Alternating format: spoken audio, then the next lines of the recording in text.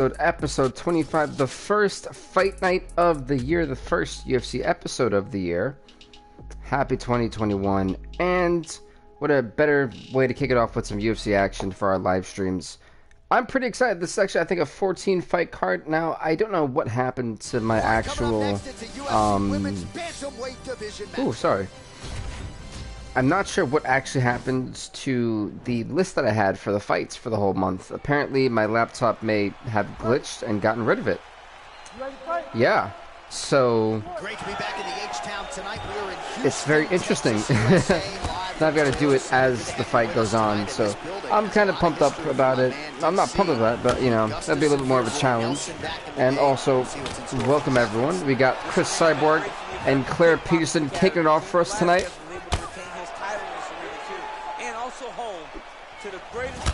So I personally think that wow, what a fight. Yeah, I think we're definitely in for a treat this whole month. I mean, the pay-per-view against Go Big Go Home, that'll be about the fourth week of January, around the 19th to about around the week of the 19th is when we're gonna have the pay-per-view. And I know it's been a while, so yeah, so we'll have pay-per-view around in the next 2 weeks. Guys, I like butchered that up. But anyway, I'm happy to be here. I'm really glad to be back. Oh my God, Chris Cyborg, the power of Chris Cyborg. I mean, if you had just seen that, a straight up overhand right. Just decked her, and then that uppercut dropped her. Claire Peterson is in massive trouble. This is a nasty exchange. Nasty. As I said, folks, we're in the women's bantamweight division. The 0-2 Claire Peterson taking on the 3-4 Chris Cyborg, and Peterson is getting absolutely molded out in the first round. This is all Chris Cyborg. She's doing something. Look at that. She's becoming a human punching bag out there. 1-2 punch by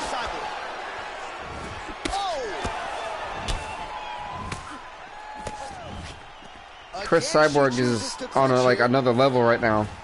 Well-placed kick there by Cyborg. You see, Peterson has not done a great job defending these punches. Even though her opponent's hands were up, she threw it right down the middle and landed exactly where she intended it to. Nice punch lands over the top. Oh, nice right hand. Man, how good is nasty shots. There it is again. So that jab has been in her opponent's face from the opening. It is crazy to watch this jab. It's a nasty jab. Let's be honest now. And she got out of the call. She dropped her. This is her opportunity. Can Claire Peterson get an upset knockout? Oh, never mind.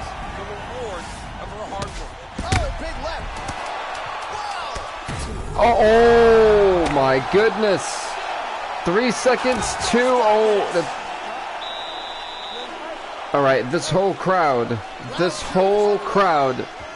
had one hell of a first round treat. Let's be real now. That was awesome. She caught the leg earlier, maybe might have gone for the takedown, but in this instance, she chooses to punch out. Nicely done.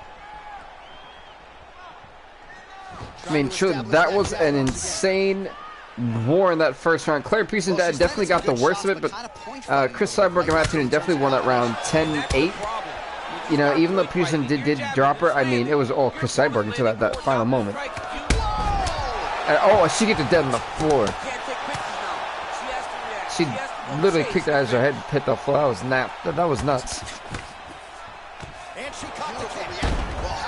Whoa!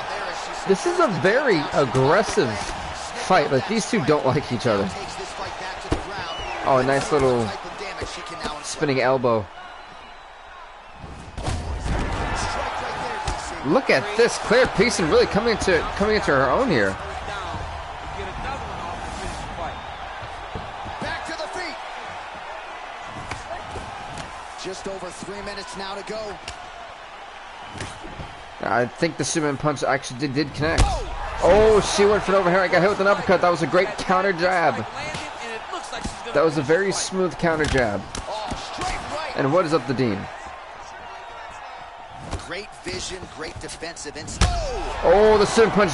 Oh my goodness, man. There's no way Peterson's surviving this. You know, how much abuse can a human being take on the face? Oh, nice right hand. Back to her feet now. Ten folks, we are one big shot away from. Oh, it's over. How is she still in this thing? Give Peterson credit, man. Her chin has taken a mad abuse right now. Back to the feet now.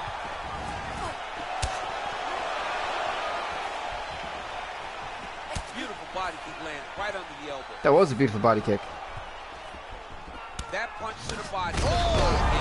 What is up, JC Gamer? Oh, it's over. It's over. Stop the fight. Stop the fight. What fight is it? This is the first fight of the night. Chris Cyborg versus Claire Peterson.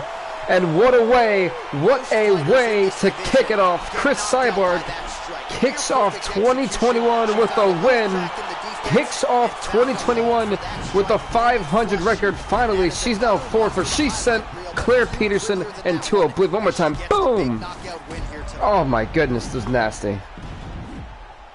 Cyborg's record is now 4-4. And Claire Peterson's will be now 0-. Oh my gosh! Oh, will now be 0-3. And look at her; she becomes lifeless. We send it inside now to Bruce Buffer for the official decision. Congrats to Chris Cyborg. Ladies and gentlemen, referee Herb Dean is going to stop this contest at 3 minutes, 48 seconds of round Number 2. Declaring the winner by Knockout. Christian Cyborg. Congrats to Chris Cyborg again on win this fight. She is now 4-4. And we're gonna go on next fight night. That is how we kick it off, folks. Like I said, this is just the prelims. The 11 fights you see on this screen now are the prelims. We still have the main card, which will be headlined by Krzysztof Jotko and Uriah Hall. So those two will be in the main event tonight. So none of the fights you see here are the main event. Just want to put that out there. All right, coming up next, it's a UFC. All right, next up, it is going to be. You know, it's funny. My screen messed up, and I don't have my records anymore. Well, I have them, but I don't have the list of fights for this month. So I'm going off of what I put on to the card. Oh. By the way, folks, this is Marcel Stewart's debut at flyweight. He was very much so floundering in the featherweight and bantamweight division. So now he's here, and he's trying to make it in the flyweight division. But he's going against a guy in Oskar Askarov, who is making his debut. He's 0-0. Stewart, on the other hand, not with a very favorable record. He is an 0-3 record. So for Askarov, it's all about making a statement. And for Stewart, it's about getting into the win column, something he has been unable to do since being signed to the UFC. So, you know, of course, a lot is at stake for both fighters. It's funny because I just came off of 6 straight days of working, and I worked my 6th straight day today. And on top of me streaming this, later tonight I have to record the final bits for the wrestling video tomorrow, and then post that out and talk to you guys on that. So man, I have a 20 around-the-clock schedule. But what is up, TY man? Welcome, welcome. Oh, nice little inside thigh kick. We're seeing a little bit more of a kickboxing fight. All right, so he continues to use his jab effectively here, DC. I think the whole, Askarov, mentioned that backstage. He wanted to put the whole world on notice that he's going to be a big-time player. Oh, nice little spear, my goodness.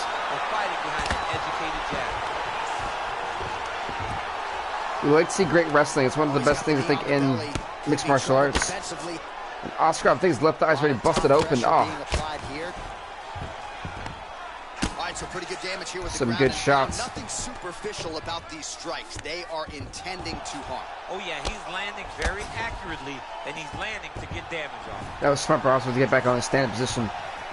His face has been kind of butchered so far in this fight. And it shows. All right, so he lands that one. Oh, the head kick. Serve him up. Go get him. That's why you don't do kickboxing with a guy who got powerful tree trunks and legs. Oh, wait a minute, look at this. He's down. That was a beautiful, I think, 7-piece combination. You see him left, right. It's the basics that they teach you in mixed martial arts. That 1-2 combination. You hit with your left, you hit with your right, and you keep going forward. Nice body kick right under the elbow. So we're seeing sparks of improvement here from Stewart so far. As for Oscar, he's done a great job recovering from making the mistakes he's had so far in this first round. Now he's got the Muay Thai block. Oh, and he connects with a punch there, DC. You gotta like what you're seeing thus far. You know, adaptable fighters are typically the most successful. He's gotta be careful dipping his head when he's throwing that jab. And Oscar has shown that he is a very adaptable, one of probably the best adaptable fighters in the flyweight division. Yeah, I think it's one of the biggest problems with this division, that they're not very adaptable.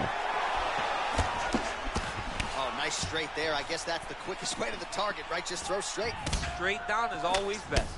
Oh, he did him dead in the face. That jaw's gonna be hurting tomorrow.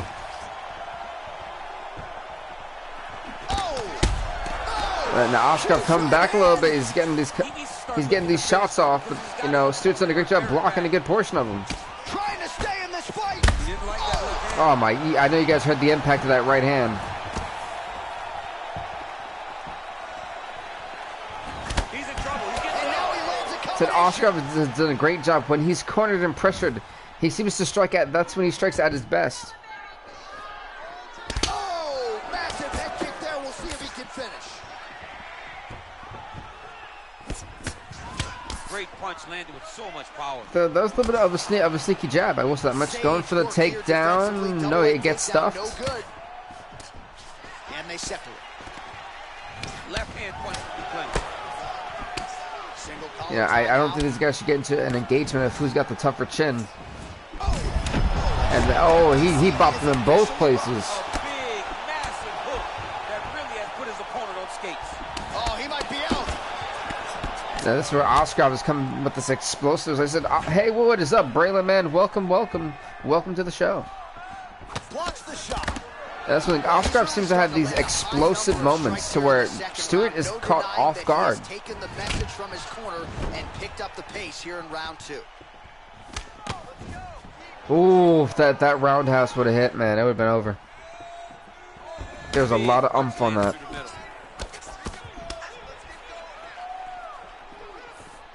So I've got good news. The PS3 came in. I'm really excited. College football and all the other good stuff is there. An older wrestling game. I think I even have UFC 3 Undisputed. Oh my God! His head rolled down like a like a what do you call those things? A bobblehead. There you go. Alright, so you gotta be careful playing on the ground with this guy. You don't want to. Said Oscar, you see Oscar trying to get into that top mount position, trying to secure the armbar. And welcome to the sixth person here. We'll see what he can do with it. He's now in psych trap. Maybe he could go for Kimura. Oh man, Depending on how comfortable he is, he has a lot of. Oh, well, he did have a lot of ways he could go about this. And to have your upper body free and your leg able to hold your opponent in look at that, position, just gash above the left eye of Oscar, and it's right into the eyebrow. Oh. This is a great position for a top fighter. Round 3 next. Yeah, Oscar is looking messy right now. My goodness. We're in for round number 4, and then round 3. Sorry, where have I been?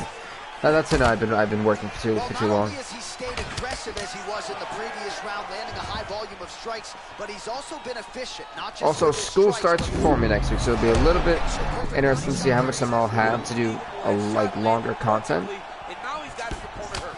Oh, big punch lands. Just wanted to kind of get that out there. Real nice body kick land. Oh, well done to block that powerful kick to the body. Let's see. Oh. Missed with that attempt. So I think this fight.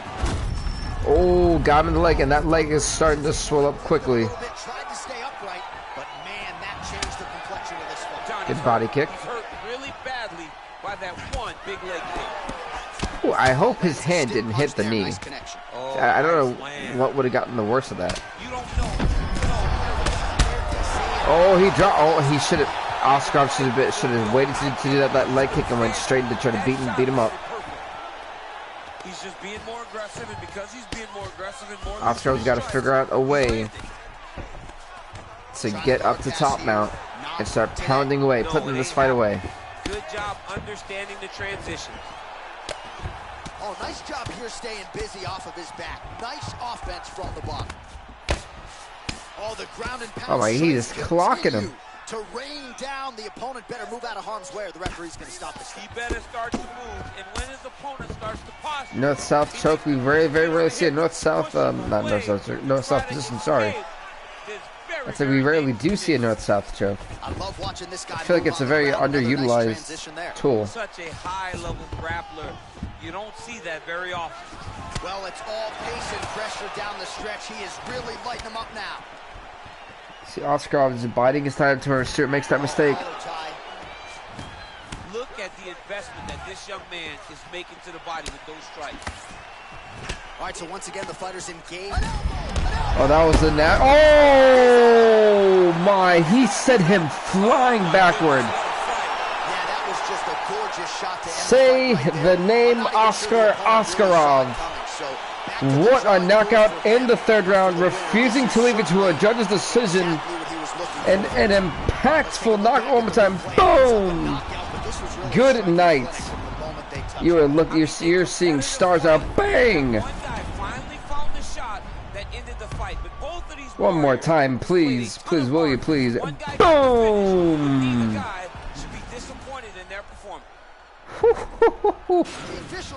Man, that was... Wow. Oscar Oskarov. 1-0. Marcel Stewart, 0-4. Congratulate him on a huge knockout here tonight. He'll probably keep that smile. Congrats to Oscar Oskarov, man. That right there was what a debut to make. An impactful debut to make. And next up, folks, this fight will be in the lightweight division. And yes, you heard it right, the lightweight division. Because we will see Nate Diaz taking on Joe Duffy. This fight is up next. So we head to the lightweights. It's funny, they actually just added Michael Chandler. I can't wait to see Chandler in action. I think he's in action later this month. Yeah, Nate Diaz comes in at quite the shocking record of 2-4. Joe Duffy, on the other hand, 1-3. Both guys want to, start off 2021 right with the big win. Sometimes Houston gets overlooked. Some of the biggest fights have happened in the Toyota Center. It's a great fight venue. So I am truly interested to see the different styles. Joe Duffy is a brawler, and so is Nate Diaz. So there's not much difference. But I'm wondering if we'll see a quick knockout pretty quickly.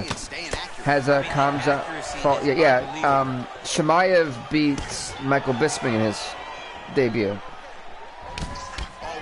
Yeah, Chimaev beat Bisping. He kind of closed out December's super fights that I had.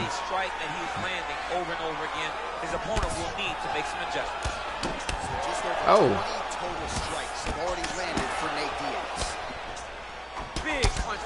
Those knees, if Diaz does not defend those knees, it'll be over quickly for him.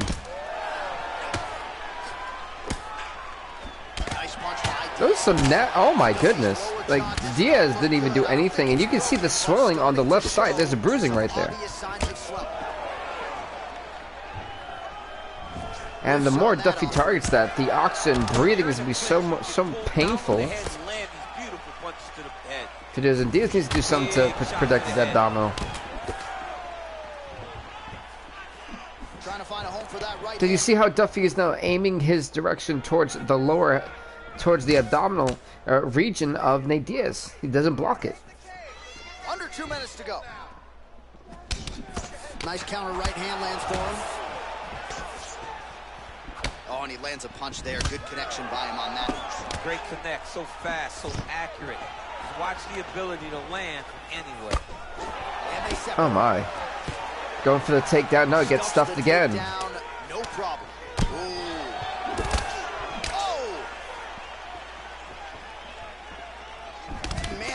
are throwing back and forth. I mean, they have been. I mean, that's the fight we expected. If anyone thought this wasn't going to be just a straight up just brawl, I would look to you that you were crazy. 45 seconds remain in the round. Mixes it up nicely in terms of staying heavy. They're throwing bombs. Big shot, man. But you notice how both these guys never really open, like, you know, to increase the distance. They always close the distance no matter what it is. They like to be up close, in that close range. They can utilize their power. Can't take many of those. Better check. Oh, that head kick may have been a little bit late. Just saying. I don't think that should have been a legal head kick. I think that was honestly after the horn, the bell, whatever you want to call it. Oh. Oh. Now Diaz could be in trouble. That was a nice three-piece. You've seen the two face shots in that body shot. I'm telling you, the more he targets the body, this fight will become a lot easier for Joe Duffy. Single collar tie here. Muay Thai plump. Oh, he lands another strike to the body, really starting to connect on a lot of shots to the midsection, and these will take their toll as this fight goes into the latter rounds. That kick there. All right, when you catch the leg, you have control of your opposition. So he is really starting to put it all together now, and clearly seems to have found the timing of his opponent. Effective punch there by Duffy. Nice connection there. I think Diaz may have. Oh, never mind. Now Joe Duffy's in trouble. Beautiful level change. Make him think you're going low and come right over the top. So this was like this could have been the people's like main event here. Oh, big left hook there. Landed a good uppercut there. Oh, straight right. Oh, damage has been done. Damage has been done. Something broke on the jawline of Joe Duffy.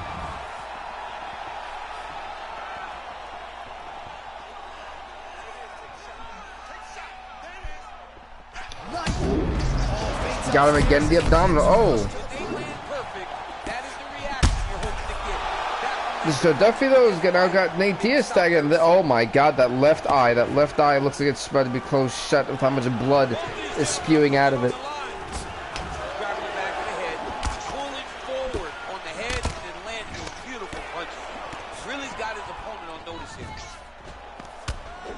So a nice job there defensively to raise the guard and prevent any damage. Those hands never now we're seeing more defense in this round, and the as soon as I give confidence to both their defensive skills. Wow, go figure. Right moment. He deserves this moment. Go finish this fight.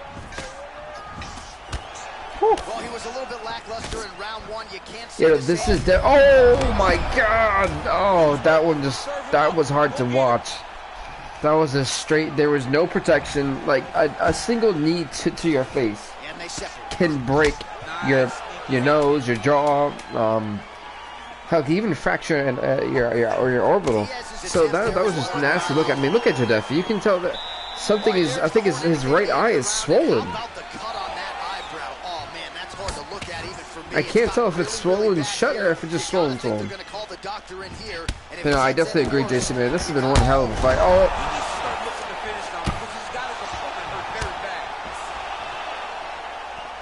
I don't say this fight's lasting for 4 more minutes. Oh, and he lands another strike to the body. Not a ton of real estate there, but he certainly found it. Look at the turtle in that kick. Yeah, no, his chin can barely take anything. Oh.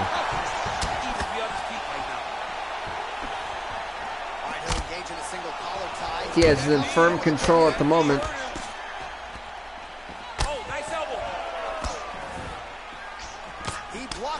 If only he would have followed through with that knee, it would have. Ooh, you know, he would have knocked out Duffy. Jeez, my goodness. I'm not sure how Duffy is still functioning. Just over 3 minutes to go in round 3. Duffy's lower jaw is extremely swollen. And that's gonna do it. Good night, good night. The ground and pound. Just an absolute Nate Diaz. spell the end for his opponent. Crowd is absolutely loving And what I'm gonna call the people's main event. Oh man, that was nasty. It was nasty. It was gritty. What a fight!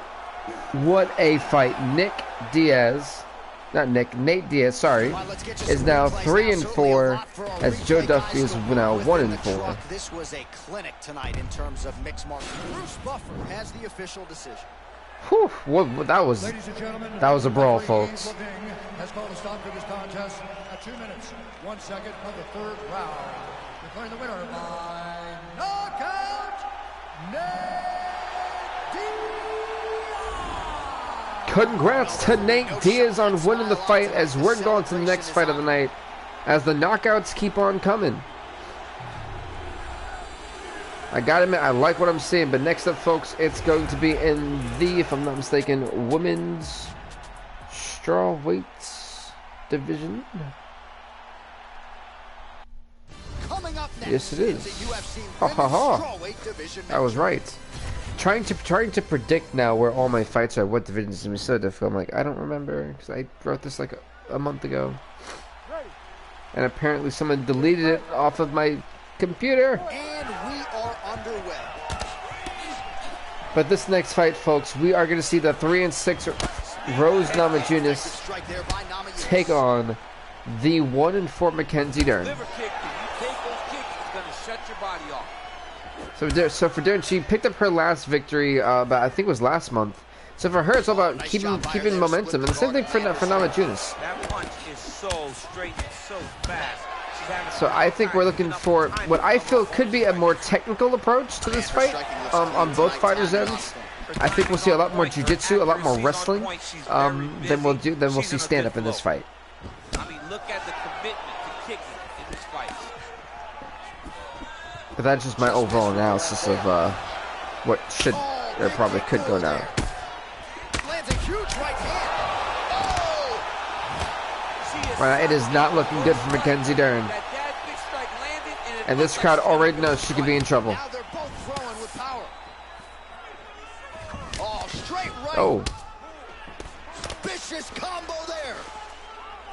I do apologize. I'm like a stuffy nose right now, so it's like, if you hear sniffling, I do apologize. And what's up to the 7th person in the stream? Welcome, welcome. Again. Oh, that was a good knee to the body. As you heard the coach say, punches and bunches. That means just go in with the flair of offense. Bite on that mouthpiece and go in. Big kick lands.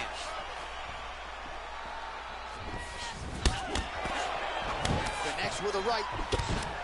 Oh, good hip toss, and for some reason she got right back up. I guess not strong enough.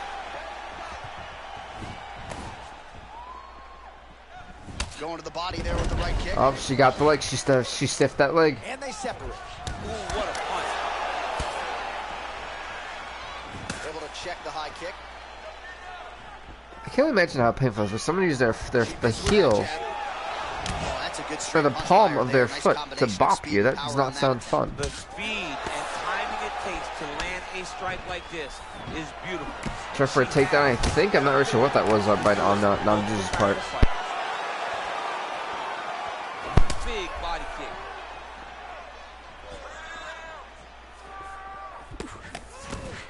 See, I'm just still trying to go with the offense. Mackenzie Dern likes to kind of keep a distance until she kind of has to do something. So I'm really curious to see. Oh. You can never know what you're going to see with this young lady. Is she going to finish the fight? Oh, she got her. She's stunned. She is staggered. Oh. This year she's got 7 seconds. 6, 5, 4, 3, 2. Oh. Again, that's another time where I've seen fights. I'm like, oh, it's got to be over, and then it is. But what a look! Mackenzie Dern now goes out of the gates with some aggression. Maybe a little bit wild. Maybe this is wild aggression. Beautiful Typically, it's the connection by her on uncalculated that. shots that fall flat. So fast when she throws. Oh, nice jab. So this is just the prelims for Fight Night 21, by the way.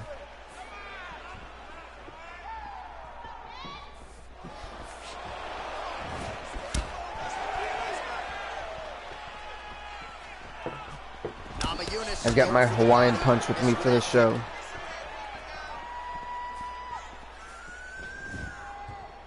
I'm not sure what that woman was screaming for. That was like a war cry if I've ever heard one. Switch knee lands to the body. Oh, and she connects there. Beautiful punch. Great punch, but what's next? What is she going to use to follow it up? Oh, she continues. I got her, stepped her again. Oh, she went for the Superman punch. Rose Namajunas just in her head. You can tell it's like 2 steps ahead. She's already planning what she's gonna do next. It's super smart and intelligent to see the level of game planning Namajunas' corner has for her in this fight so far, because she has been the more dominant fighter. Her guard's high and she keeps the elbow down. She does a great job of blocking up top and down low. What a body kick. Throws the punch there and connects. Nice job by her there. Against the again, it's the 3rd time she's done that tonight. Dern has not learned. She is confident, and why not? Big knockdown in the previous round. She appears to have the striking advantage. She's doing everything right. That's what led her to getting that. Going for the takedown. That's the one place Namajunas may not want to be. Back and forth we go. Wow. Oh! She has to react. She has to go chase the finish. So she holds on to her heel, not to That was one high. Mackenzie Dern, people don't understand. Dern has got just power, pure power in those hands. And like that was in the clinch there. Just no hesitancy whatsoever here in round 2. She has clearly found her rhythm and range. I would say Dern's definitely found a rhythm. How good a job does she do defensively to protect that head, raise the guard? A lot of good things in there. Yep, hands up, chin down. She's got a perfect position. But it's funny how the fight has kind of slowed down, and now they're looking for positions, looking for pace. I guess round number 1 was more of a feel-out process and trying to figure out, can I impose my will on this on my oh.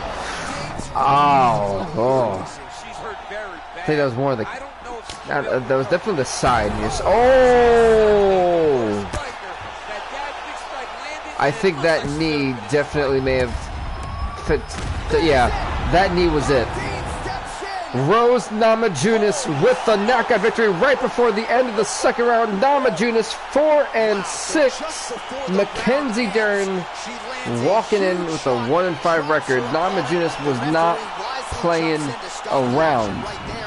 Maybe her opponent was looking forward to that next round and didn't think that I mean, was really going to go for it. She went for it and gets the biggest win of her UFC career. One more time. That knee is what did it in. That knee knocked her out. I don't know how Herb didn't see that earlier. Like, she wasn't even moving, bro. She was not moving. Herb Dean. I kind of like the fact he did let it go after that. I mean, it did give her a chance, but she was done. The poor girl was done. All right, the official decision Mackenzie Dern 1-5. Namajunas 4-6. Ladies and gentlemen, referee Herb Dean is going to stop this contest at 4 minutes, 45 seconds of round number 2. Declaring the winner by knockout.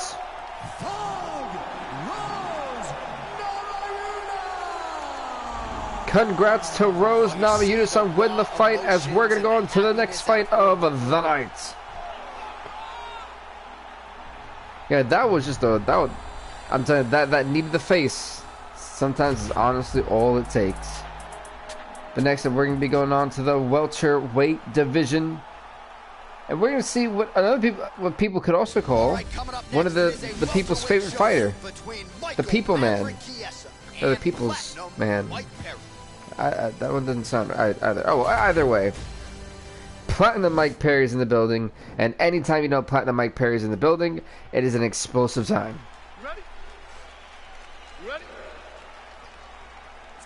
And it's funny, looking at Michael Chiesa, he has a record of 1-3.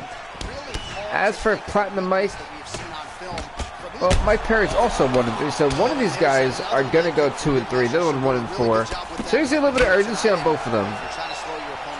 Personally, I think Chiesa, if I'm Chiesa, I'd want to take this fight to the ground and wrestle him. I feel like Chiesa has the grappling and submission advantage here, as if this fight stays up on the stand, this is all Platinum Mike. I gotta give Perry credit where credit's due. But in the facial expression of his opponent. By the way, Perry's in the black, Chessa in the green. The power that oh man. Listen, I can't see this fight going to a decision if it stays on the stand-up. And it's not to say that Chess doesn't have power, but not as much as Perry. Switching stances here. I wish my chair would stop squeaking. Look at how he turns his hip over when he throws that kick. All right, he closes the Both guys kind of battling it out. Oh! Big body kick land. Going for the takedown? No. How good is his takedown defense? Oh, single collar tie here. And there comes the separation now. Good body kick. Both fighters hanging down in the pocket and both landing. Very nice outside leg kick by him there, DC. We'll see if he follows it up here. He's really driving his shin into his opponent's thigh, beating his leg up. Oh, nice punch there by Chiesa, though. I say, you know, looking at this round, so when you're in the tight clinch, you could go for the hip toss from here. Look at how they drive the knee right into the midsection. See, just trying to go for the takedown, but Perry has just got it well scouted. To do damage here. He's got that tie clinch. And they separate. Woo. Right there. His opponent's compromised. Listen, that definitely wasn't going to phase Mike Perry, but I'm just... Whew. To these shots, man, they hurt me. And I'm not even in the fight. I just hear you, I'm like, oh my god, like you can feel the pain. Right idea, wrong execution, no good on the left punch count. Oh man, how is he standing? Brutal knee to the body. Both guys landing in a pretty decent clip. Let's see, to the sixth person here. Tim Joe. Hi, hey, what's up, man? How's it going? Shots here. These are going to take their toll as this fight goes on. You know, this is on paper. Me and the fight committee before it got deleted thought this fight would be a very even match. Oh, that is exactly the opening Michael Chess needed at the worst time. Late in round number one, but at least round number two, you know, he's getting weaker. Keep doing what you're doing.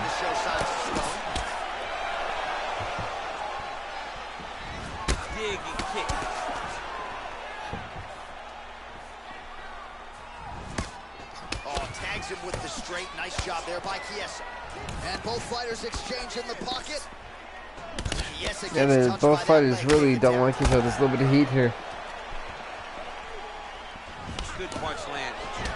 Combination lands for him. He is really putting his strikes together tonight. I mean, he's feeling himself tonight, John. He's doing a great job of putting everything together. 60 strikes for Perry, 40 for 6 strikes for Chessa, 40 for Perry. Sorry.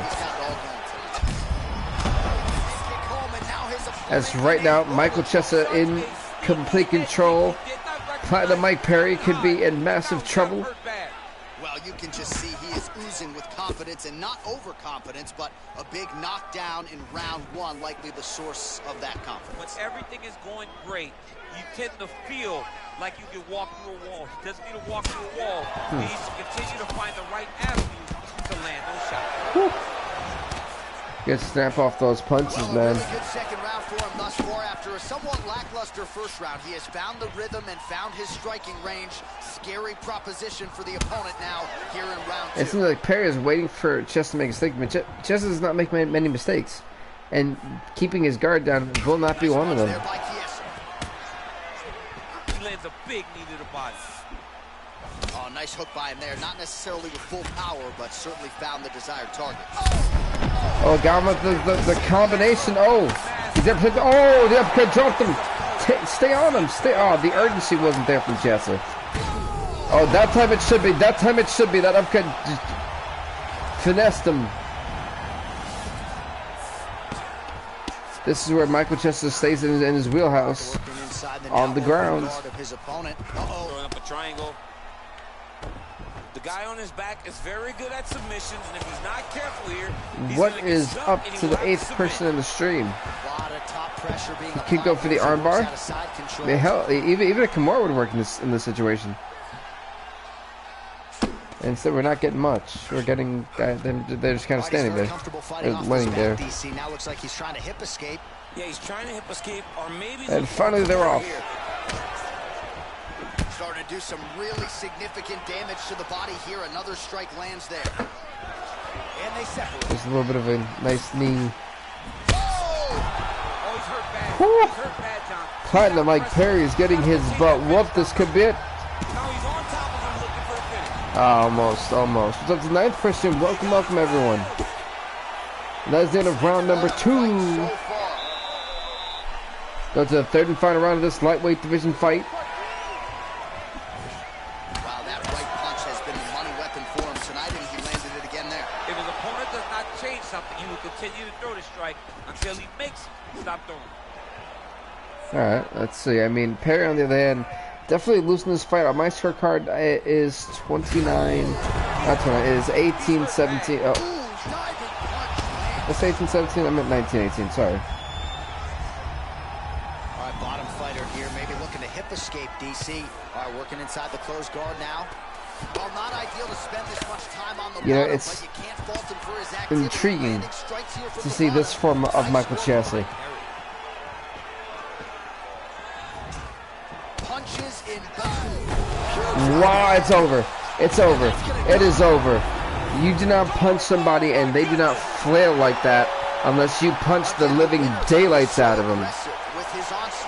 Michael Chiesa with a huge knockout victory. I'm telling you, the knockouts keep on coming and they keep on delivering. This is how you kick off a 2021 show. Boom! Right there. Oh. Believe it or not, it looked like his legs. Wait, one more. I need to say it one more time. That was such a weird. Oh, he definitely found the sweet spot. I think the cage kind of helped him not just like completely collapse. If he would land on the cage, I think that would have serious damage on him. But no, that right there, I mean, he just, I'm glad Chiesa had, like, restraint to not just keep on punching the living daylights out of him. But Michael Chiesa, folks, is 2-3, while Platinum Mike Perry is 1-4.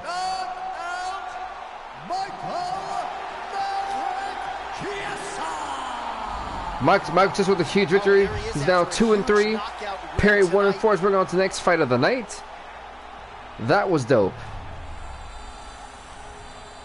The next up, it's going to be in the featherweight division, as we will see Clay Guida taking on Chan Sung Jung. Coming up next, it is a featherweight matchup between Clay the Carpenter Guida and the Korean He really had zombie, nicknamed the Carpenter? Chan Sung Jung. Wow.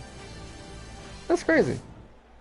Anyway, Clay Guida 1-3, Chan Sung Jung 3-4. One of these guys can pick up a huge victory. Can Chan Sung Jung go back to the 500 percentile to get off 2021? We're about to find out. It shall be done. Both guys well-rounded. You think we're getting a kickboxing match tonight? You just don't know, right? You don't know who's going to be able to employ their strategy the way that they need to. Yeah, I think the more interesting thing is, you know, seeing a lot of the fighters who ended off 2021 not on their best note come back, come in. They're here in 2021, and we're already seeing a lot of these guys say, "Hey, look, this is a new version of me. This is what you're going to expect." Oh my God, that is all she wrote. Maybe that knee dropped Chan Sung Jung quicker than I've ever dropped a hot dog, and I love hot dogs, especially when I have barbecue sauce on them. But that's besides the point. If those of you have ever had a Nathan's hot dog, it's like the best hot dog in the world. You never drop them. You're potentially playing with fire. Well, hard to win fights in mixed martial arts from the bottom, but nice work here in that position by the. Look at Quay. Wait a minute, and that's one thing. Guida is getting tagged, but he has been unfazed by it and consistently has been able to transition and is in a good. Whoa, is he going to turn up to an armbar? Maybe not like he's going to get it done. Push at the hips, create some distance, shrimp and try to. Yeah, I will say Guida is kind of more of a mountain of a featherweight. Has a lot of strength on him. The ground and pound could be what ends Chan Sung Jung's night. Many people have gone away from this style of fighting. This man has embraced it, and you are seeing Oh my god! Oh my! why. Defend your face, please, kid. Goodness gracious! Oh, that's even worse. Oh no! Now it's his mount. This. What is up, Jackson? Man, welcome to the show. Welcome to the stream. Welcome to the channel. Crazy accuracy and efficiency with these ground and pound strikes. And you're hearing just the impact of Guida's shots. And it's funny, you're saying you got to defend. I have DC. I have not seen anyone. I have not seen Chance Young defend until basically now, and he's been dodging to get some offense in. That was a. He definitely lost this round, in my opinion. Oh, ooh! Gosh, those uppercuts, man! Every time I see them, they're just nasty.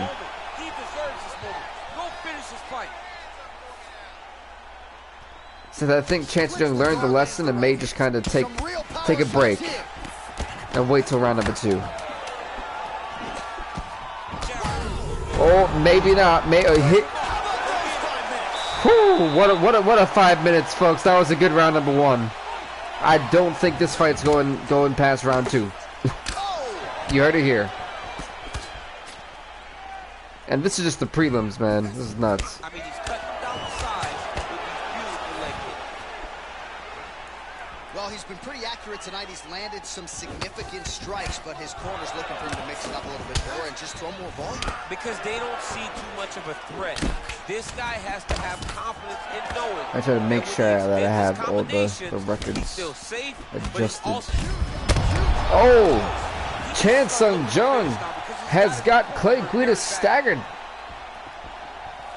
He was staggered and stumbling. And I guess for some reason, Young did not decide to put a little bit more urgency on that, try to close the fight out. Oh, big left. Maybe the coaches told Young to have a different game plan. Oh, big elbow. And so far it's working.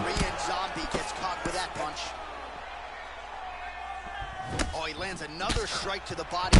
Oh my. Oh, he's hurt bad. He's hurt bad. That was just one punch. He's got to go chase that finish down now. Young's going for a takedown. Oh, he avoided disaster so quickly. Oh, that's good head kick.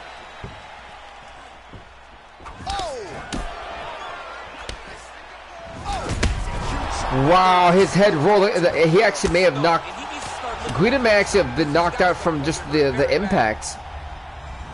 I mean, the ricochet. I mean, his head did bounce off the mat pretty hard. From the bottom, tags him with the punch. Well, there are a few things more fun to watch in mixed A lot of different things. Young go for maybe an armbar submission. High-level grappling can really be entertaining.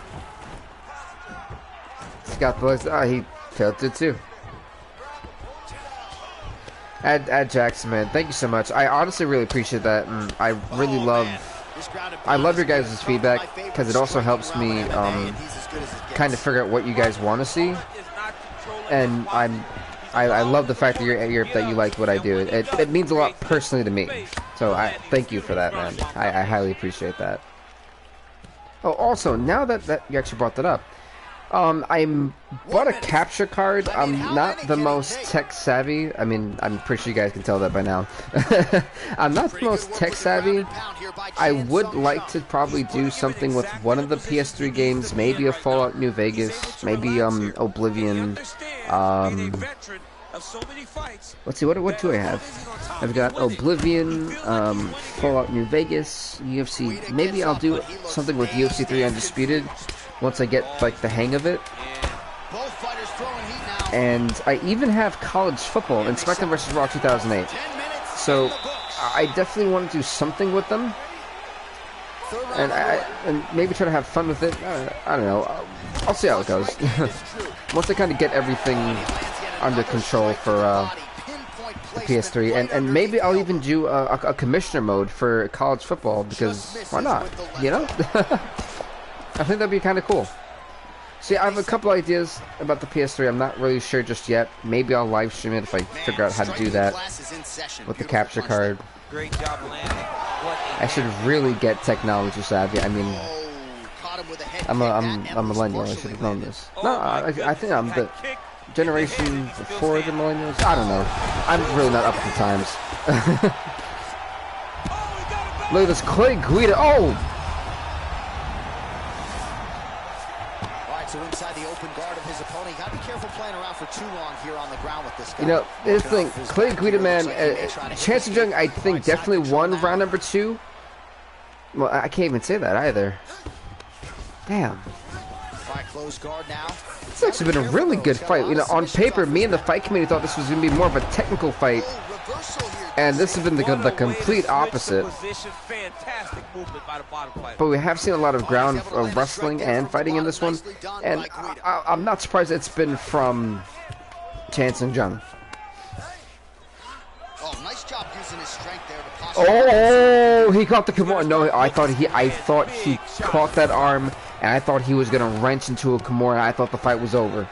I thought there was no way. Working out of side control here. So if I'm Chance Jung, I'm counting my lucky stars right there. Keeping busy here off of his back. Nice offense from the bottom. All right, feet on the hips here. Right, so you see how Clay Guida has been able to forcefully, with ease, impose his will on the ground. He's trying to put this dude's head like through the canvas. He's one of the better ground and pound fighters. And this is where I would say that was super smart from Chance Jung. He realized what he was going to be put in one of those mounted crucifix, didn't want to be there, and had enough awareness to realize, hey, this is something I need to get out of quickly. He needs to be in right now. He's able to relax here, and he understands being a veteran. Clay Guida's getting impatient, you can tell. He wants to fit. Oh my! What happened? Wow!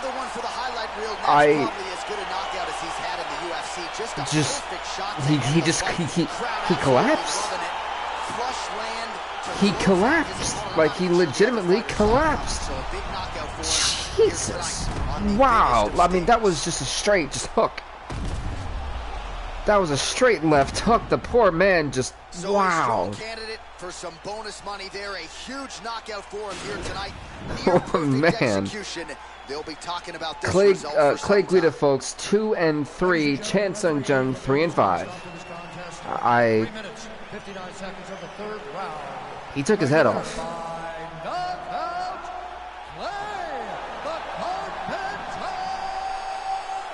He legit took his head off. Clay Guida gets the win. Next fight, here we go. And this is just the prelims, folks. Like, everything you're about to see on this card right here is just the prelims, and then we have our 3-fight, I believe, main event. Wow, honestly, Jackson, wow was right. I don't think I've ever seen just a straight hook just take somebody out like that. I mean, he collapsed, like, he fell. That was it. Like, night. It's a middleweight matchup between Michael Bisping and Vitor Belfort. Ah, yes, middleweight collision. Here we go.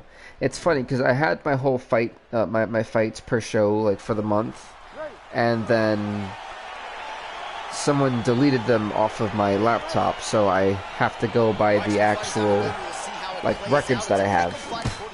It's just semi-difficult.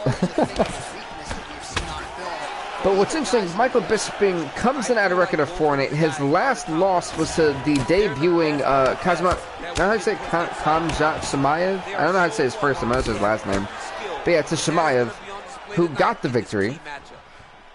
And then we also have Vitor Belfort, who the last time we seen him, I cannot believe I'm about to say this, but as a joke, the fight committee put Bruce Buffer to fight Vitor Belfort. And Bruce Buffer knocked out Vitor Belfort. So that's Vitor Belfort's last loss. What is up, Chaos? How's it going, man? Welcome to the show. So yeah, Bruce Buffer is somehow 1-0. With the victory over saying that irks my soul. Knowing that Bruce Buffer has a win bothers me. Anyway, it'll be interesting to see how Michael Bisping and Vitor Belfort especially can bounce back. And also, if you haven't already, hit that sub button. We do this once a week.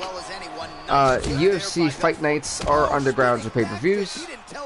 It's always a fun time. I have fun with this, and I definitely put a lot into this one. I really love doing this and learning more holds, more moves, more traditions as I go along in this.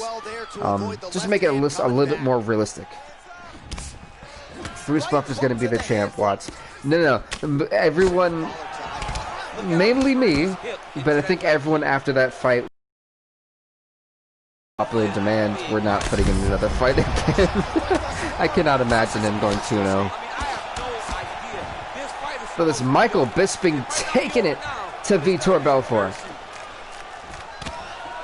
See, that was smart. You've seen how Belfort used the elbow, more or less the forearm, but he used the forearm to block that knee. Look at how tough his opponent is, though. Still standing, still in their fight.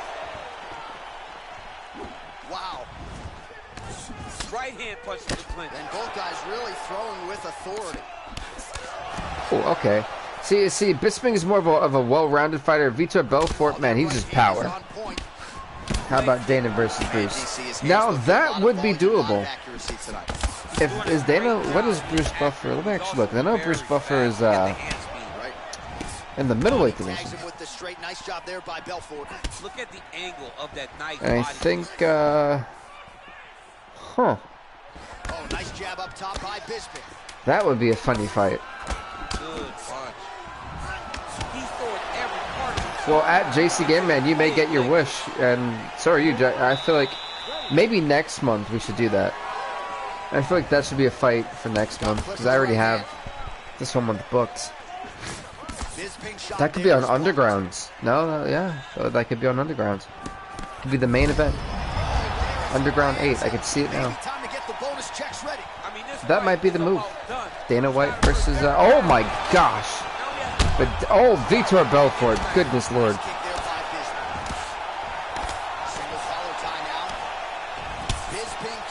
Bisping looks like he's just taking out all the aggression from losing to Chimaev all out on Vitor. Yeah, I think we have it there, folks. I think we got something. Sometime in February, you can mark it on your calendars, but sometime. UFC Underground 8, the main event. We will see Bruce Buffer, Dana White, and a 3-round main event. Going orthodox now. Left hand counter. Whoa! Yeah, it's funny, Vitor. Oh, that elbow. That was a stiff elbow that may have discombobulated Vitor Belfort, who is hanging in there. He's still hanging in there, but he is hurting. Outstanding ground and pound here. Somewhat of a lost. Yeah, that's the one thing I think people forget about Vitor Belfort, man. The guy's got such a powerful chin. He's got a stint of chill. A stint of chill. Wow. He's got a. Did I say a stint on top of that? Wow. He's got a chin of steel. Wow. I think I said a stint of. Wow. Incredible. My English is great today. I can definitely articulate. This could be the beginning of the end. We've seen some real good ground and pound fighters. This young man is as good as any we've ever seen. Thank you at Chaos. I definitely, yeah.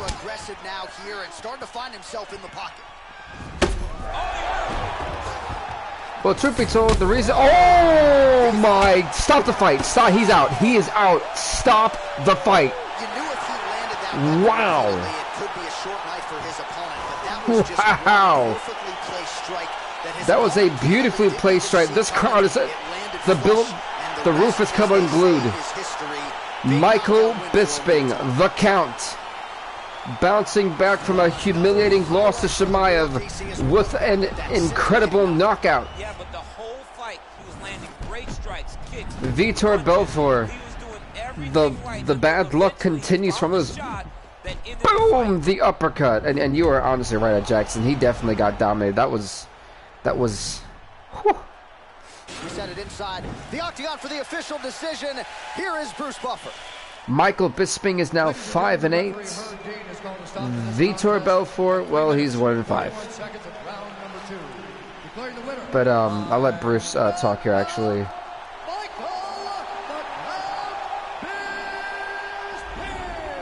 congrats to Michael Bisping winning the fight. We're on next fight night. But It happened so fast. It was a gunshot, pretty much at Chaos, honestly. But go at JC.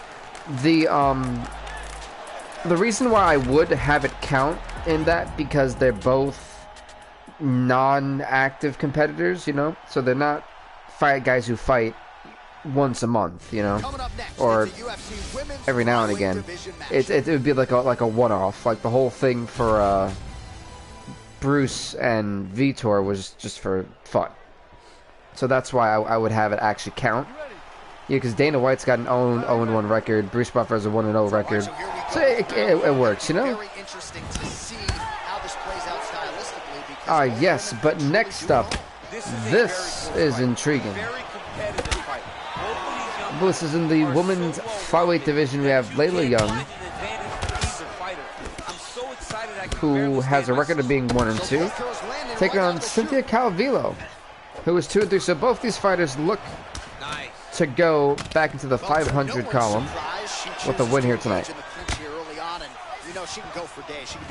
And it's funny because I've implemented the wins and loss thing and the records and the rankings into my WWE universe mode, which I'm not sure if you guys actually know this, but my universe mode for WWE is actually in canon and conjunction with my UFC one, because I have fighters now like Brock Lesnar and Ronda Rousey, who both compete in both sports. You know, right now Ronda Rousey is the number one contender, and she will get the shot at oh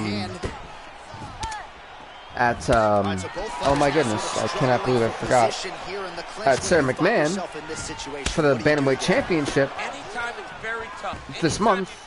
Meanwhile, she's also holding the women's tag team titles in my WWE thing, so you know it's just in canon, you know, and that's what I love about it.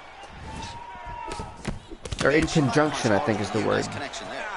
Or linear. I'm not sure. Whatever one floats your boat.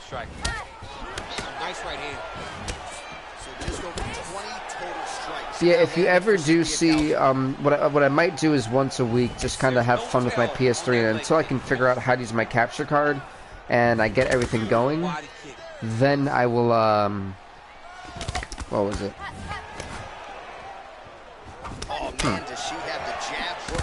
Yeah, there you go. So once I get that going, then after that I will probably post some PS3 content. It might be me being the commissioner of college football. It could be me being the ECW general manager in SmackDown vs. Raw 2008. We could see bonus fights from UFC 3 Undisputed. Heck, it could be even an RPG game. I've got Oblivion and Fallout New Vegas, so I definitely will try to do something with that. I'd fully watch UFC 3 Undisputed 3. I haven't been able to like mess with it because I've been working for the past 6 days, and then I just got home.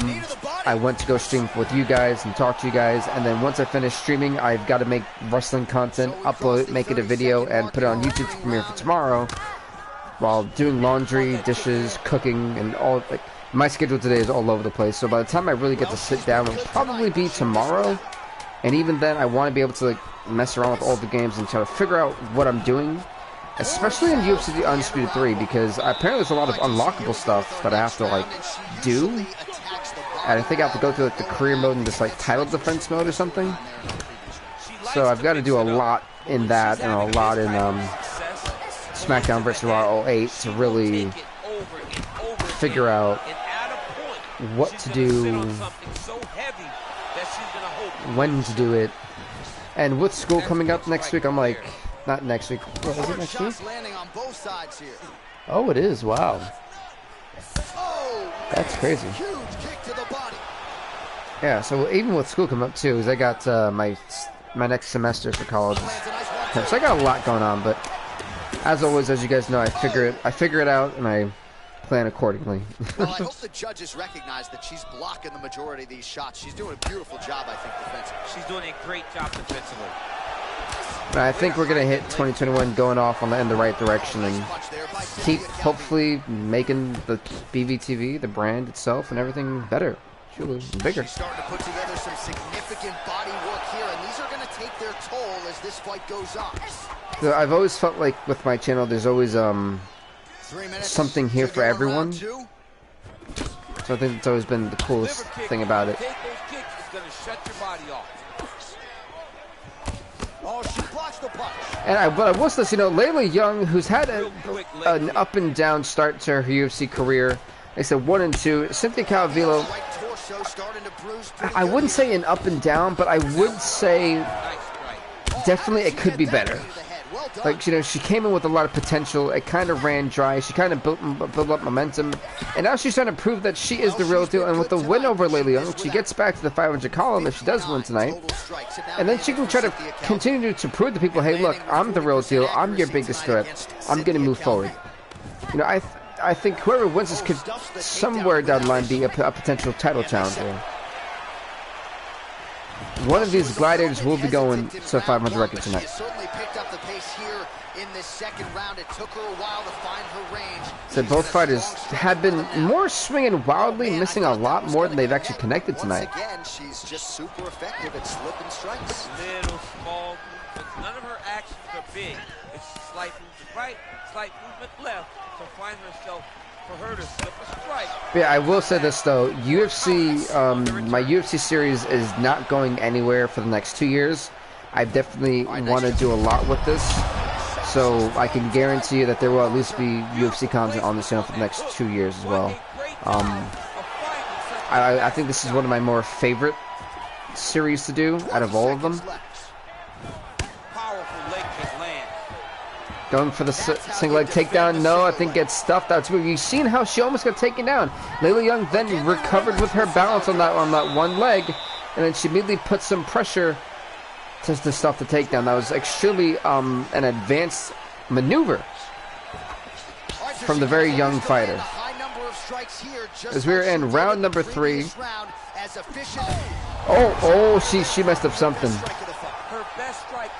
You can tell that left side of her jaw is getting a little bit swelled up.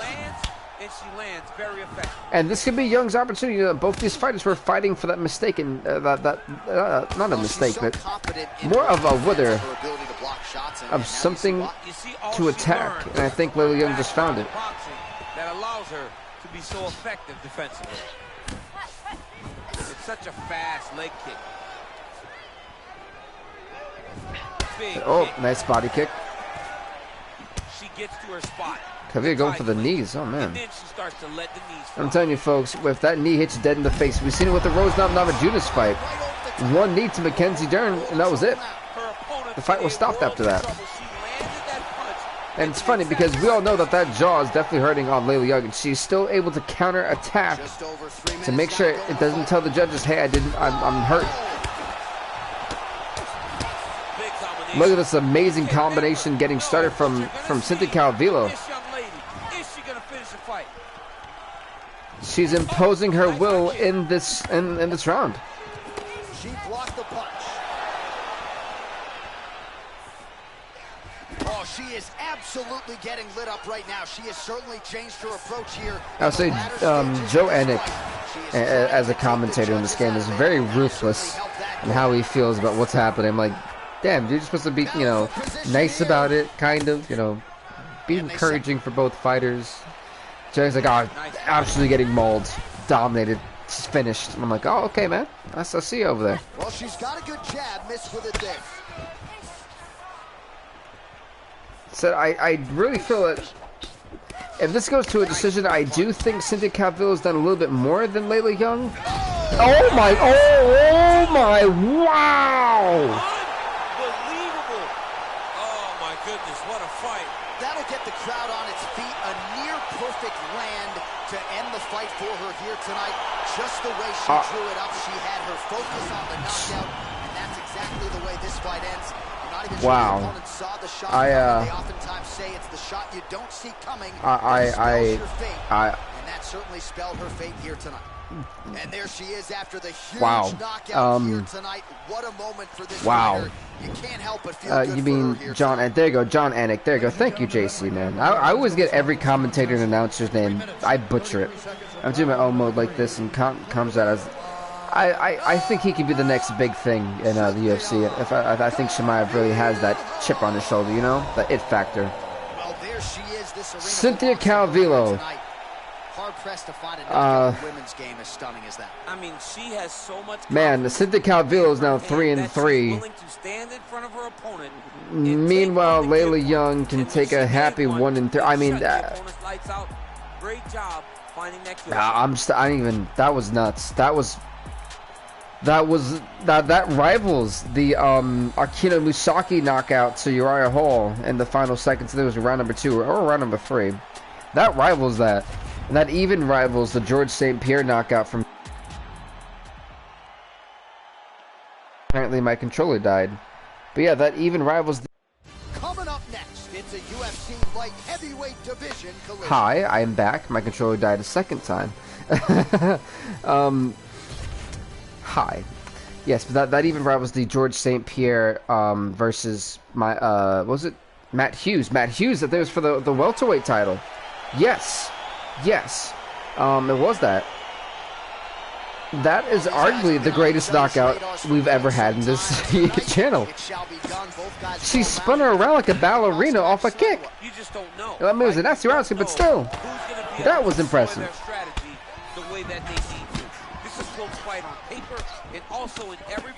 And next up, folks, it's going to be in the light heavyweight division.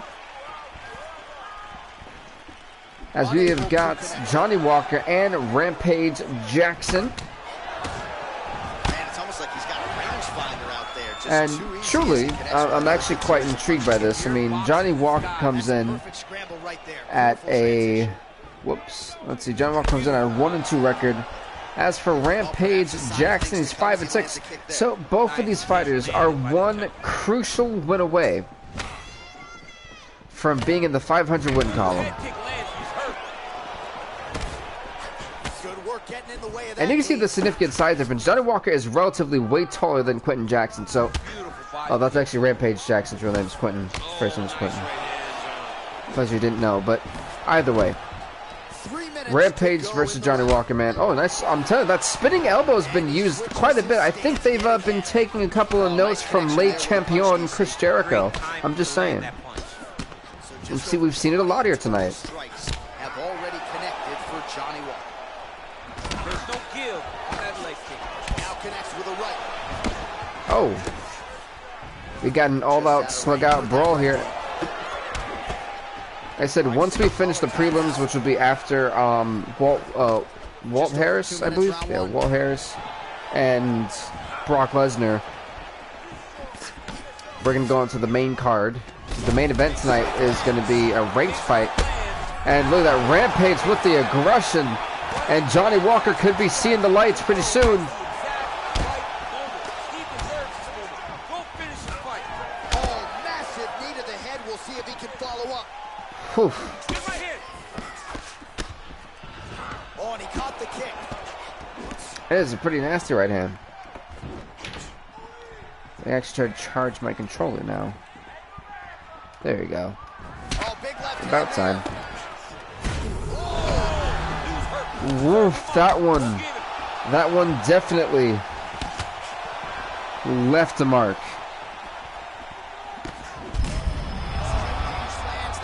I'm not sure how these guys' chins are holding up. I mean, truly, it's kind of like, wow.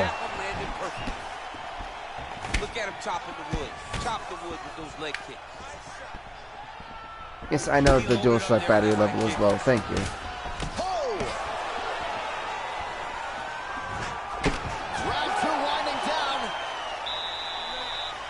That was Here we are, early round 2. Round 1 was that was a nice little brawl between the two, truly.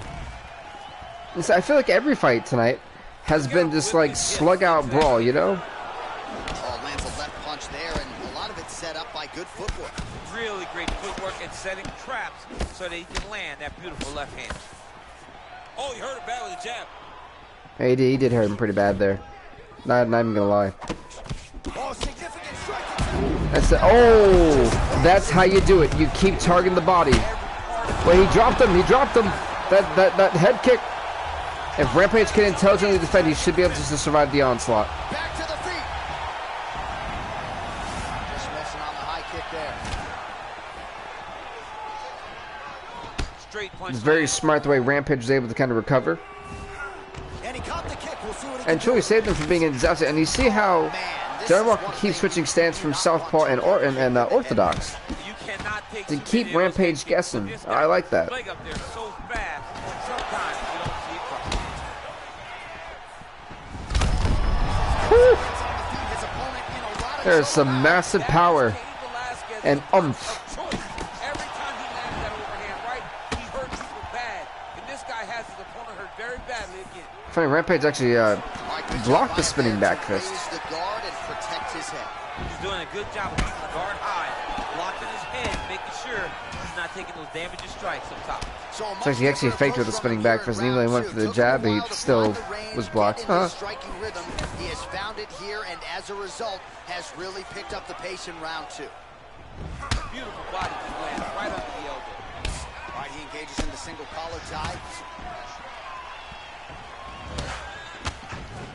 Oh, he's got it going now. Nice connection there, DC. Another punch landed. Look at him working. Both guys. Trying to shut the liver down. Ooh, blocks the shot. Both guys are swinging for the fences. I mean, but they've done a great job defensively to keep this fight going. These low leg kicks. Yeah, they're not just trying to take themselves out and gas themselves out. I don't think. Look at him whip his hip into that kick. So he's really starting to put together some significant body shots here. These are going to take their toll. Gets two and punch. Oh, again the body, man. I mean, this fight is close to being stopped. And Rampage Jackson gets dropped again. And the rib cage is looking really messed up on his left side. You can tell as he's breathing, you realize his breathing's getting heavier and harder. Yep. Push kick there to the body.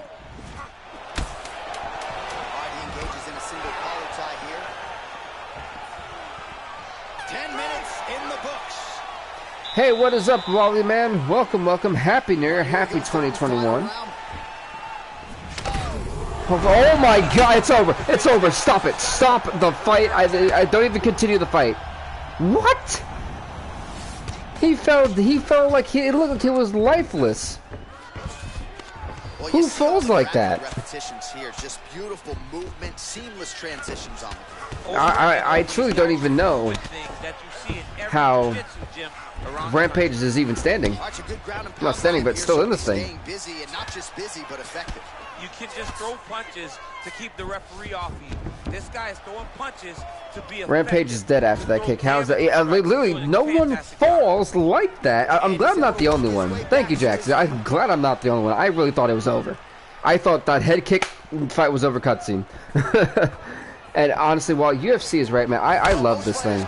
Because it's truly one of the most unpredictable things that we have, I think, on my channel. Because you can't script this stuff, man. Well, I mean, you can, because people who make the game script all this stuff, but you get what I mean. Nice connection. Oh! He is hurt bad. Oh, how is he? The chin of Rampage Jackson, man. The chin of Rampage is unbreakable. He's very comfortable fighting off his back, DC. Now looks like he's trying to. Now we're into side control, and here's the thing: you could go for Kimura, could go for an. Great position for him here. He's got the full mount. See if he can get Johnny Walker should end this fight. He's got to get it going, but he can't rush. A lot of times, guys get in the full mount and they rush, they get nervous. They're like, All right, so Waller's going for Walker, but you're winning. But if he postures up, never mind. Seconds, because then they can be gone. He's got to drop his hips, be really heavy at the opponent's base, and then just start to work. Make the opponent give his back. See, Walker is. So he can try to get his chokes off, or He's still clocking away, and he's able to. This could be over pretty soon. I don't think Rampage is gonna be able to take a little bit more. But he's being pummeled now at this point. If he flattens about, postures back up, I think this fight's over. All right, bottom fighter here, maybe looking to hip escape, DC. Oh, really nice work to keep busy off of his back as he lands some more offense here for Bob. Walker's going to tire himself out if he doesn't just stop trying to go for the same thing over and over. So he keeps trying to posture up, and he tired himself out. And now you're in the unluckily waiting arms of Rampage Jackson. 30 seconds left, and round number 3. Will we be going to the first decision of the night? 20 seconds now remain in the round.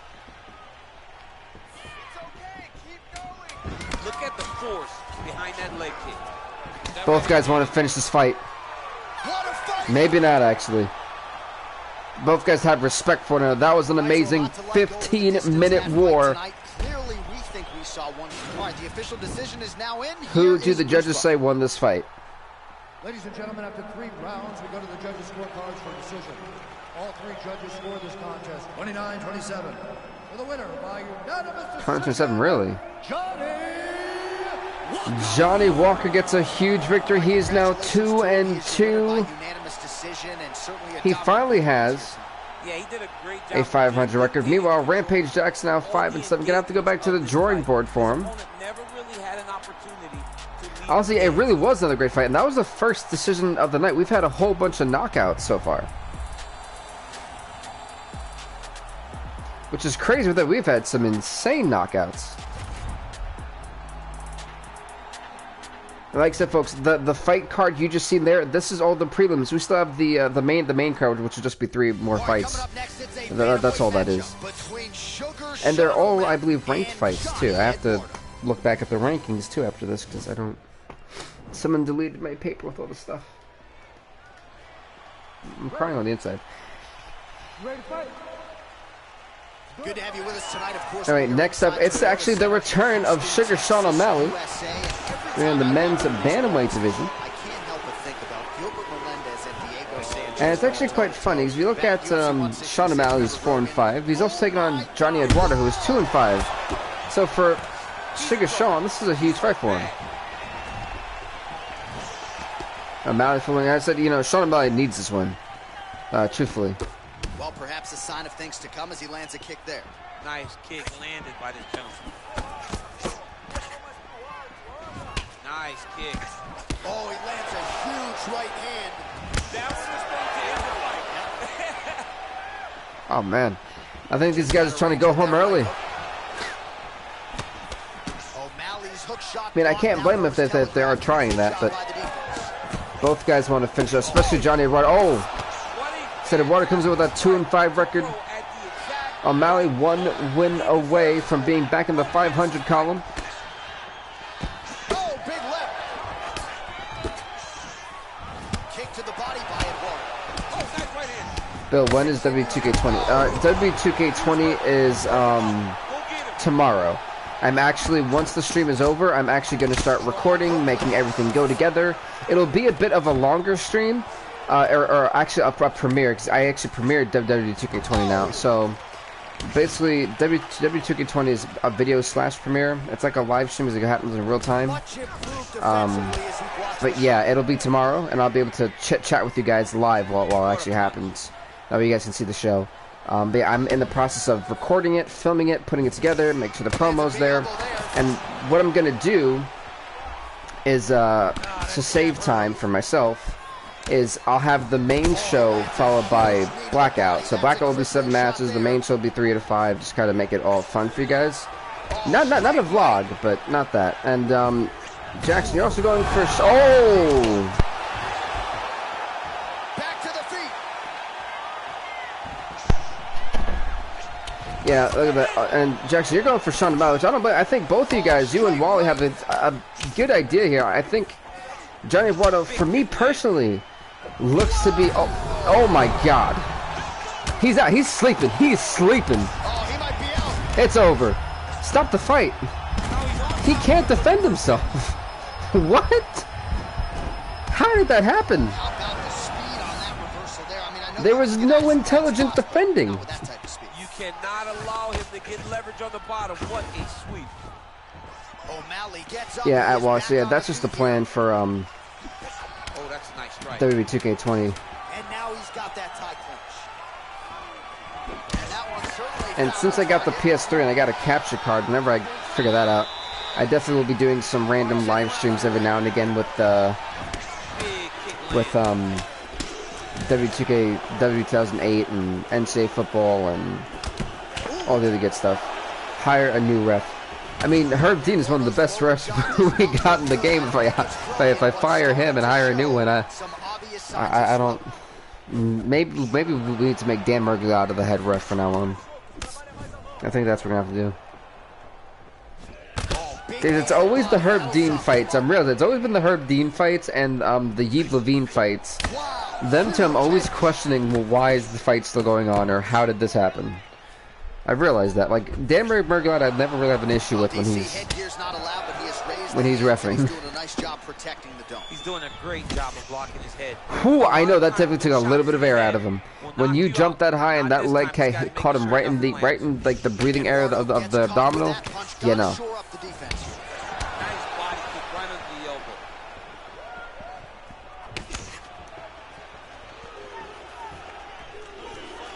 Just misses with the right hook. Herb is the best, but he needs to go fight. I do agree. I thought that. Oh my. How long you let this guy's chin go on? You can actually see the bruising if you look closely. Johnny Edwards' whole lower abdominals is completely bruised up. It was bad, but now it's not so bad. What a fantastic sweep. Working off his back. Even though I think all of us think this fight should have been over with, but you know, Johnny Edwards has proven he is still a fighter. He'll engage in a single collar tie. Big knee land. Some nice back and forth action here.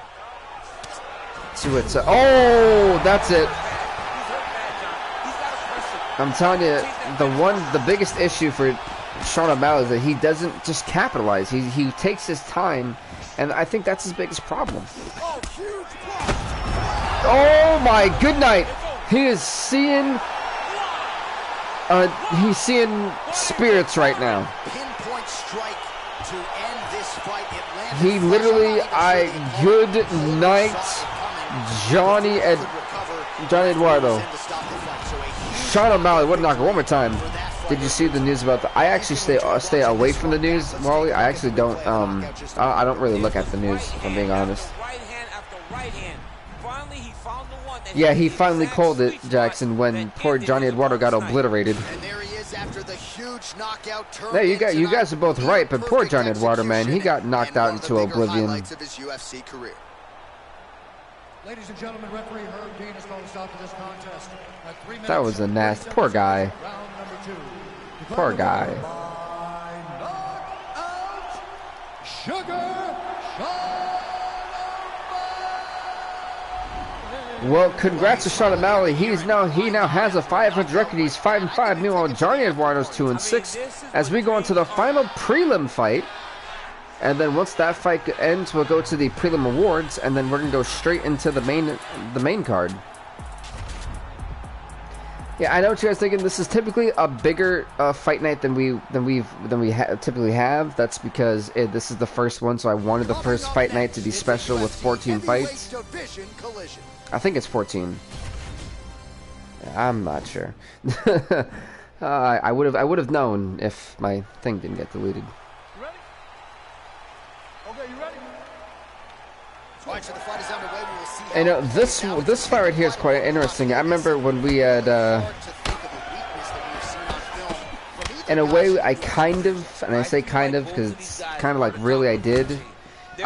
We kind of threw Brock Lesnar into the wolves, and we let him face Curtis Blades in his debut in the main event.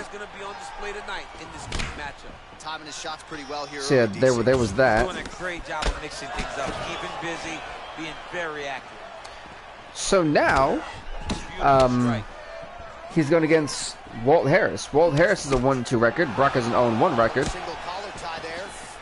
And it's funny because, you know, Brock typically, again, wrestler, now UFC fighter, and same thing as Ronda. And while you're going for Brock, and I'm actually kind of surprised. I thought you'd actually go for Walt Harris. And the moment somebody gets comfortable, the moment that somebody decides to relax, the moment you'll see a takedown or somebody really speed out ahead of their opponent. Yeah, Brock actually got tapped out to Curtis Blades, so it'll be interesting to see if Walt Harris more of a ground and pound fighter, Brock more the same. So I think two similar styles, but ultimately great takedown. It was a great judo takedown. More of an inside trip, actually. Sorry.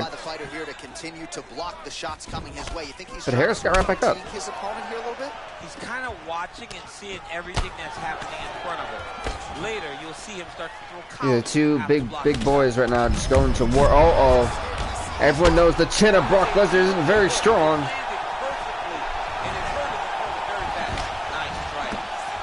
And Will Harris, I think, trying to expose that chin early. Harris wants to be back in that 500 column. Well, not the 500%, yeah. Yeah, you guys get it. Big kick lands.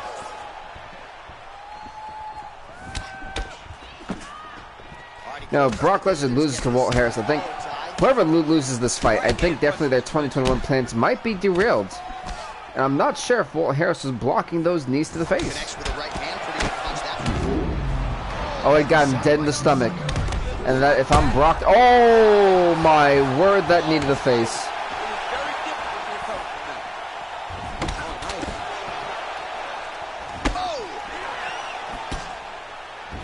That is how you scramble, folks. Lesnar stick and move cover up. Coach Wally, man, I'm telling you, he gives out free. Oh, no, I think Wally's MMA coaching lessons. I think about $5-10 per about hour. I think it's like $10-15 per hour.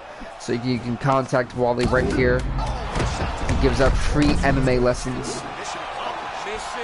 He even coaches Brock Lesnar. Boom. Wally, that's the shout out of the day for you.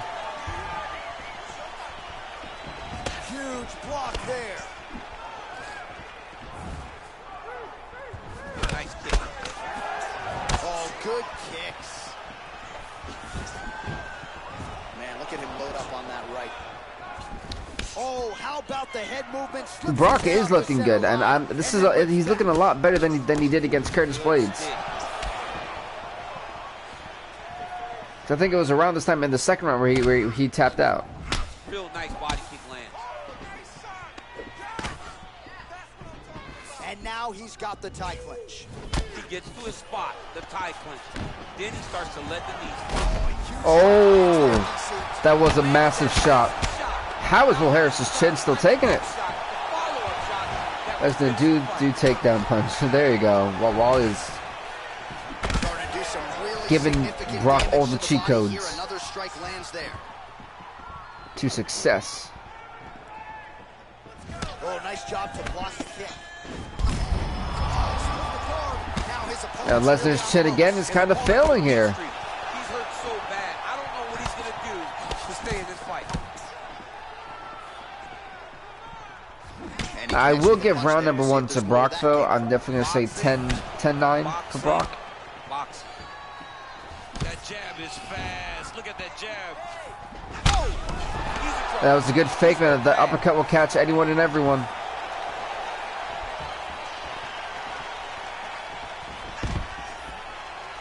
Goes for the takedown, double leg, gets stuffed.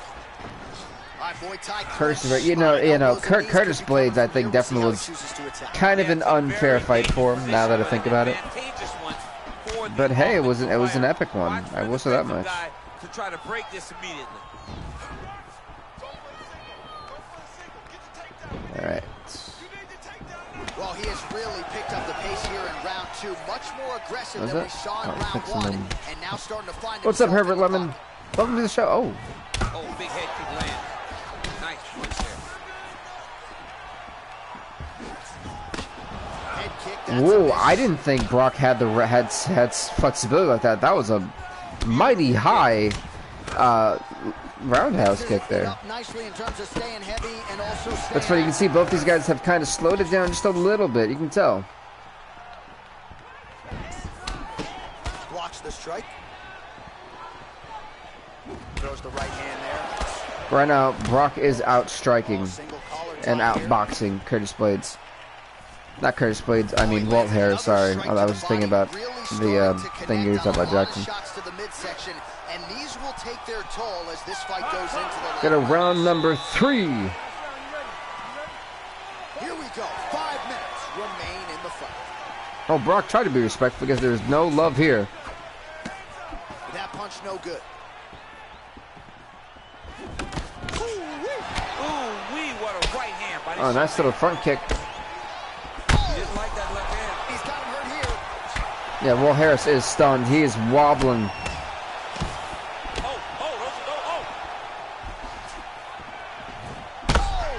Oh, he dropped him. That was a good fake. He went to the left and went with the right. Went with the right. Went with the left again and stopped him with the right again. That was actually a really good three-piece fake. Okay, listen, get the KO. I don't know. Brock is kind of working on that. I think. Back and forth we go here.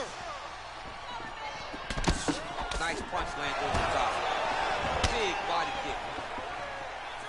He's looking for that left hand. Not there. Liver kick.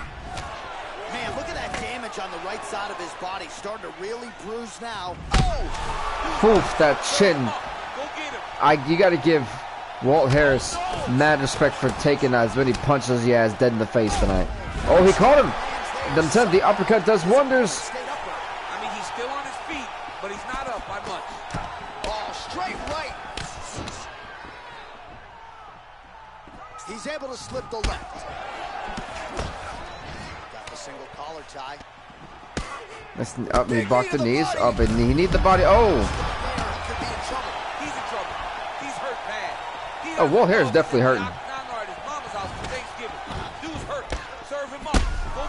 Whoa, this is how the downfall thing starts for Harris. Oh my God, he felt like a sack of bricks for a minute. Jesus, the power and these punches. Sound defensively blocks the shot. Oh! Brock again down. For Walt Harris, if he wants to win this fight, he's got to go for the knockout. He's got to bite down on that mouthpiece and just go for it. And he connects there with a punch, so pretty good striking display. He clocked him.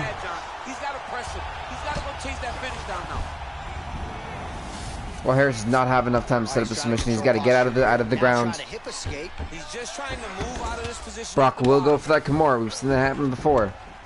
Well, you got to stay busy on the bottom. He's doing it here. Nice punch. Jeez, come on, Lesnar. While like cheering hard. Oh, this. Final 10 seconds of the fight. I do think Brock has done enough to win this fight. Look back at the action. The official decision is in. It resides with Bruce Buffer. Ladies and gentlemen, after 3 rounds, we go to the judges' scorecards for decision. All 3 judges score the contest 30-27, declaring the winner by unanimous decision, Brock Lesnar.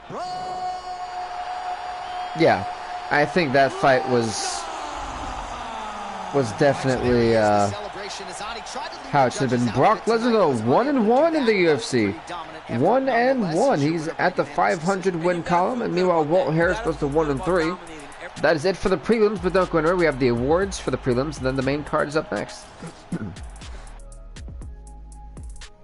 Gotta love. That was the prelims. The prelims set up center stage, really.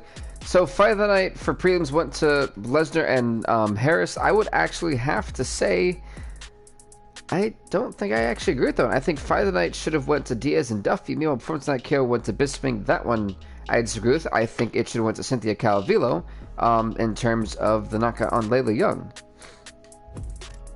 Either way, still have one more part to this to do. And that is the Fight Night 21 main card. 3 epic fights, as we're going to see ranked fighters now. And with that being said, let me actually get to the rankings to tell you what that's about. Because in this one, it's going to be interesting. 3 ranked fights for you guys. This fight that's coming up will be in the women's strawweight division.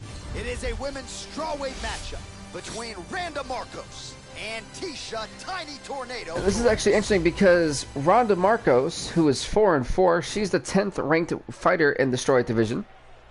She's going to take on ranked number 9, Tisha Torres, who's 2-2. So one of these athletes are no longer going to be ranked at the end of this, and they'll have a losing record coming out. So this will be quite interesting how this goes. And well, you are right. Lesnar won, and Jackson, you're right as well. Lesnar with a W. But folks, welcome to the main card. Let's see if the main card lives up to the hype that the prelim built. Ranked number 10, Ronda Marcos. Ranked number 9, Tisha Torres. One of these warriors will no longer be ranked. Coming out of this fight. All right, so again, the fighters clinch here. Kind of had an inkling we find ourselves back in this situation. Absolutely, both of these fighters love fighting chest. Nice Superman punch. Oh, Ronda Marcos taking it to Tisha Torres early. That's funny. The cleanup crew has done a great job maintaining the octagon, cleaning it up for the main card. DC, for my money, she's really timing her shots pretty well here tonight. Her timing, accuracy, and also the activity level is great tonight. That's there. He scrambles back to your feet. Well done. I completely understand why, man. You have a great one. Happy New Year, and hope everything goes well for you. But until next time, my friend. Thanks so much for stopping by, bro. Highly appreciate it. Look at this Ronda Marcos. This for the north-south choke. Is she? You know, it's funny. I feel like because this is like the first submission we've seen for the night. I'm like, oh, it's people know how to do this. You know? But she's got actually. This isn't a. This is actually going for the headlock. Actually, but she hasn't got anything clasping. There we go. She still needs to kind of turn it around, make sure her arm is completely grasped in, to then just close off circulation. Oh, well, I guess it doesn't matter now.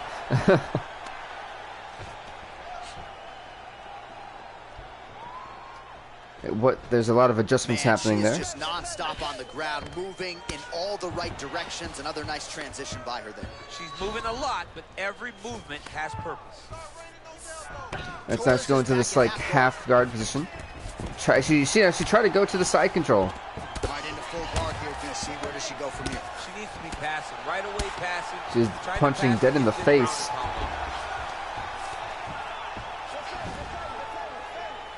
You see how the coach is saying, calling for it to defend, and it's smart what Ronda Marcos is doing. She's actually listening to her coach. Now, a lot of times when you have a crowd full of people and loud noises are going on, it's hard to hear your coach. She's done that exceptionally well tonight. All right, so the ground and pound strikes continue to land. She's not staying busy for the sake of it. She is doling out damage. She's landing. She's going for a guillotine. And I think Tisha Torres was definitely saved by the bell. I think that guillotine was going to put her to sleep. We're going to round number 2. So the submission attempt right at the end of the round, saved by the bell, back to the stools they go. We'll see if she can recover in time for this next round. Oh, she works the body. Oh, that was a good little kick. Okay, good body kick. Another strike there, and these shots are really going to take their toll as this fight moves on. That was a nasty kick to the thigh. Wow. That's it. I think people really underrate calf kicks, man. If your opponent cannot walk, how can they fight? They can't stand. They cannot fight. I think the greatest example of that was when we seen the biggest upset of all time, when Mark Jacasey got a technical knockout on Conor McGregor because Conor's leg gave out. She's unable to connect with the left hook. That was actually the biggest win of Jacasey's career. Didn't see that one coming. Throws the punch there and connects. Nice job by her there. Ronda Marcos, who's had her chin rocked earlier in this round, seemingly has completely bounced back, it looks like. Oh, did she get tagged by that combination there? Yeah, Tisha Torres getting a lot of combinations. She better start raising that goal. She's got to start doing something, but it's a testament to her opponent. I think the biggest complaint is that Ronda Marcos doesn't really intelligently defend like that. Which could cost her, points on winning a round later on. Starting to find herself in the pocket a little bit. She was a little bit hesitant in round 1. No hesitancy whatsoever here in round 2. She has clearly found her rhythm and range. Oh, effective strike there by Marcos. That is how you scramble, folks. Yeah, both fighters. Misses with a left hook there. Both just kind of missing wildly.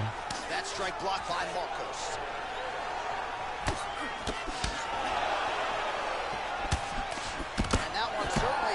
Finally, we're getting some connections. Oh, those knees to the body.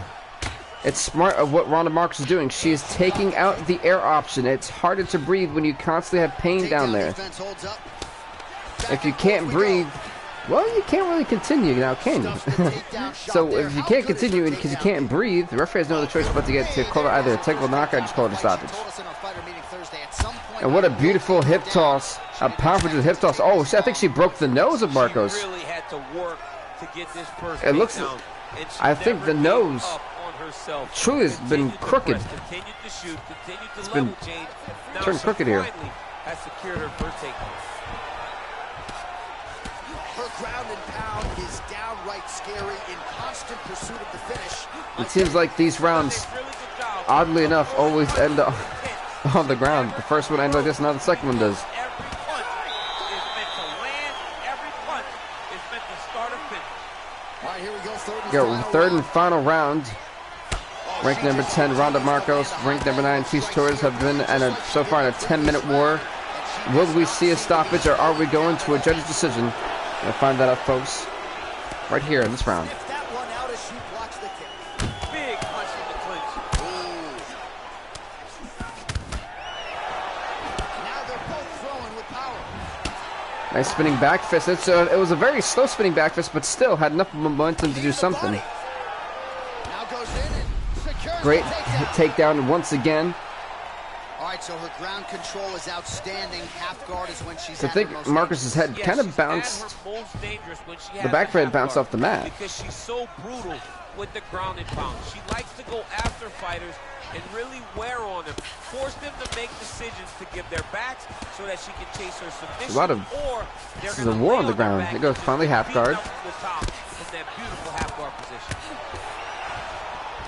All right, she's in full guard here, DC. She's going to be looking in the path, try to get to the next position. Torres' lower jaw now starting to show signs of swelling.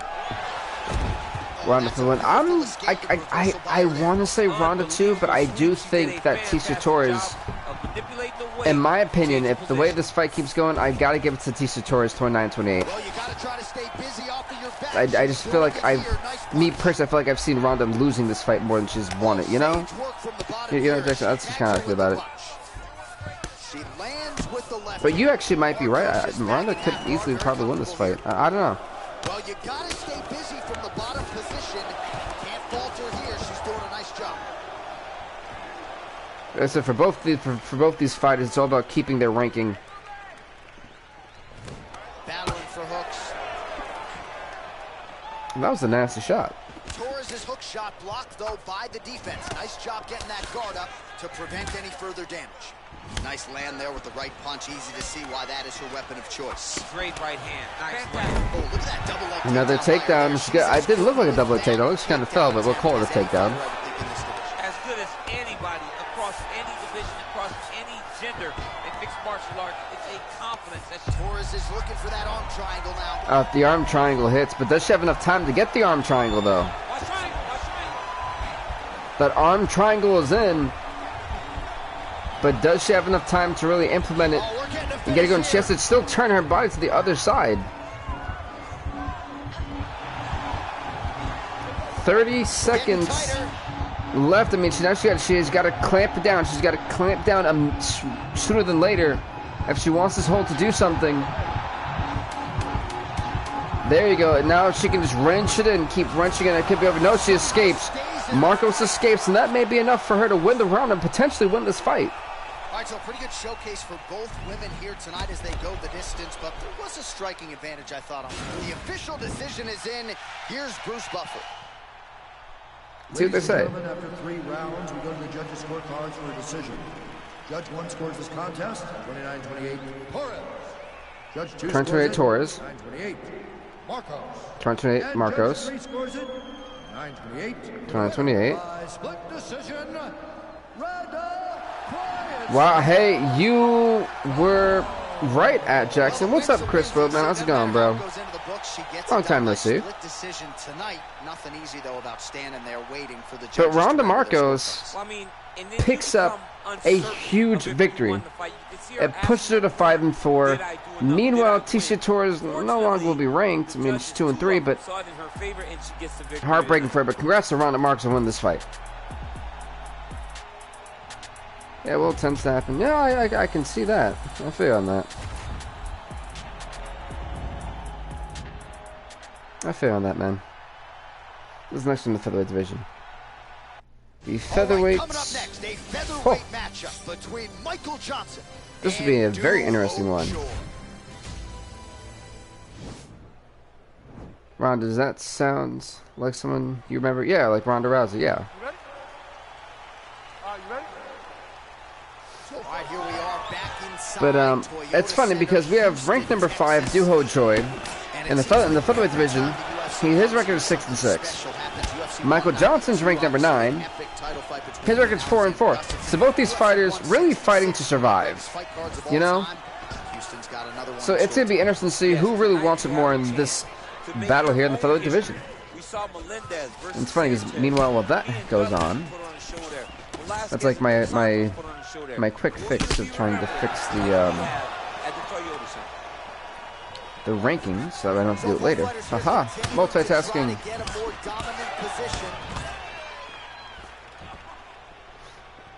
So I can also update the records while I comment on the fight.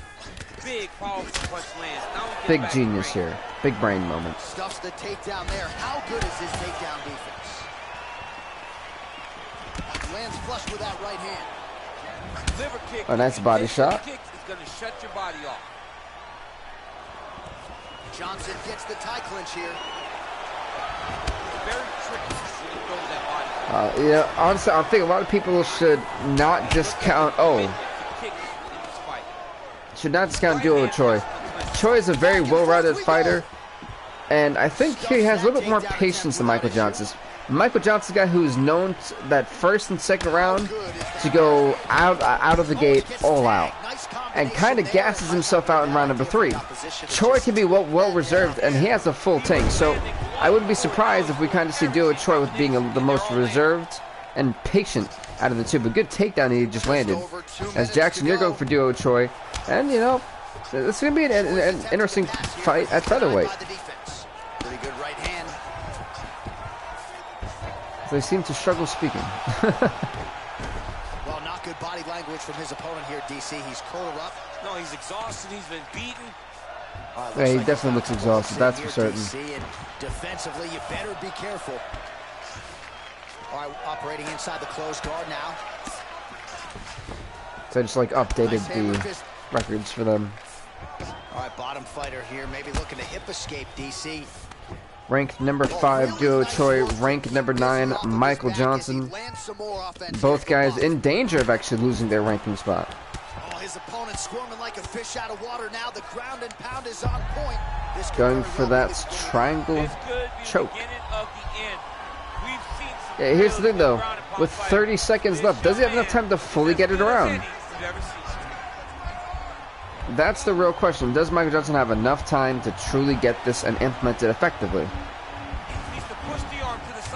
Because he's got to rotate his body to the left side completely, get it clasped in it. He didn't have it fully in. So we go to round number 2 of this featherweight division fights. They touch gloves, they show that sign of respect, and we're off once again.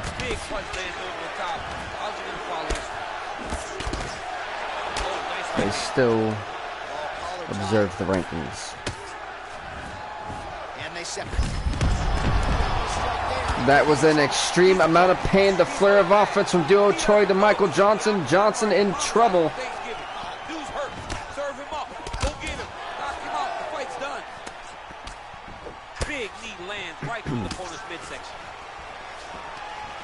Johnson to go for that single takedown and gets stuffed. He's going to turn around on the cage.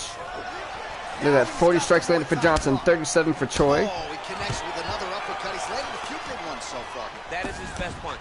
He finds it from so many different positions. There's two types of fighters when it comes to throwing punches. You have your finessers and your powerhouse punches. they're all power. They've got a heavy hands and they're ready to go. So if it takes a little bit longer for them to throw out that punch, then you have your finessers. I feel like Duo Troy is definitely a finesser, and what I mean by that is his punches don't have a lot of oomph on them, but the more he lands and the more it feels like they do. It'll take him a little bit more punches to land than I feel Johnson does. But Michael, I cannot believe he is still standing after taking that punch. To be honest, I'm surprised he's still standing too. That one rocked him. Oh, now Duo Troy may be on the bad side. His Duo Troy is stumbling. The back, like I said, those knees to the body, it cuts, it makes it so hard, so much harder to breathe. Oh, nice. Oh, left hook to the head, it's blocked. Single collar tie now. Dude, these two men are just going to war. This is not war right now. By that combination, his coach said on Thursday to us, it has to be punches. Oh, he dropped him. This Duo Troy's chance. But Johnson got back. I think Johnson suffered a hairline fracture, looks like. Double leg, ladies and gentlemen. Oh, massive knee to the body. So those knees to the body, man, they hurt. Not to the body, to the face. To the body, they hurt. But to the face, I can only imagine how much pain that's got to be. All right, he engages in the single collar tie. Right hand punch in the clinch. All right, so a nice shot, nice liver shot. Woo! That one.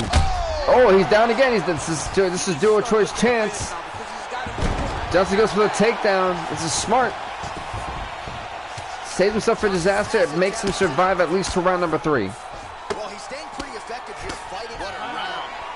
And the third and final round is where we shall head, as long as they can get off each other. There we go. Fight. So here we go, 5 minutes. They touch fight. gloves again. This is the third and final round of what's been an absolute war here in the featherweight division. This is a world-class display of striking. Let's see, will we have a stoppage? Will we be going to a decision? As both these men's rankings are on the line. Remember, folks, the middleweight main event, as we will see the ranked number 7 Christoph Jocko's a 4-3 take on ranked number 9 the 6-6 Uriah Hall. That'll be our main event. It'll be a 5-round main event to what's been an amazing Fight Night 21. Something I think everyone here has enjoyed. Yeah, the ground and pound will be a So we have one more fight after this, folks. The main event of the evening. All right, so pretty good damage here with the ground and pound. Nothing superficial about these strikes. They are intending to harm. Oh, yeah, he's landing very accurately, and he's landing to get damage off. Side control now. Just into the side. Posturing up now. And now the damage is about to start. Well, anytime you are in a ground fighting situation. So this has actually been a relatively even fight, but I do think Choi, in my opinion, I'm looking at this as a... well, they won't need to go bonus begging after this one. For me, the scorecard's tied. 19-19 is where my scorecard is. Wow, a headlock here. It's actually very painful when you squeeze, your shoulder in the back of the neck and put it closer. You're just pressing so much pressure. There he is. He's moving to the finishing position. Now watch, he goes parallel. If that arm just this could be it. He doesn't have it completely. Now he does. No, not completely, but. Into side control. Duo Troy surviving what was going to be a lethal submission to be a painful submission, one of the most painful you can do. If they turn away to try to get to your knees, you throw your hooks in and you got all your rear shoulders. And Johnson's trying to swing away.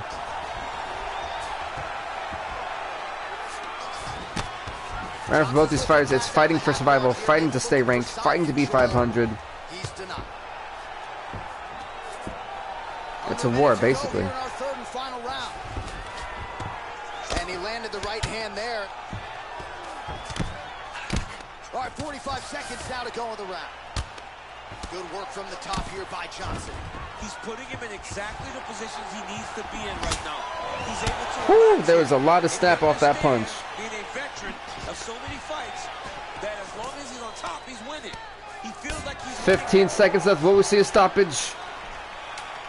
Final 10 seconds of the fight. Go 5, 4, 3, 2, 1. What a fight! This was an epic war. Both these guys, you know, no matter what happens here, they need to give themselves a round of applause for what they put out there tonight. Here is Bruce Buffer. See who will no longer be ranked. Ladies and gentlemen, after 3 rounds, we go to the judges' Who scorecards. survived?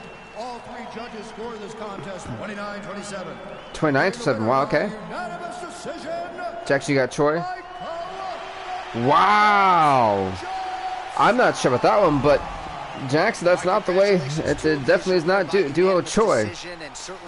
Michael Johnson stays alive. He is now 5-4. Meanwhile, Duo Choi 6-7. Heartbreaking that Troy will be out of the rankings, but Michael Johnson survives to live another day. And then the rankings. That's crazy.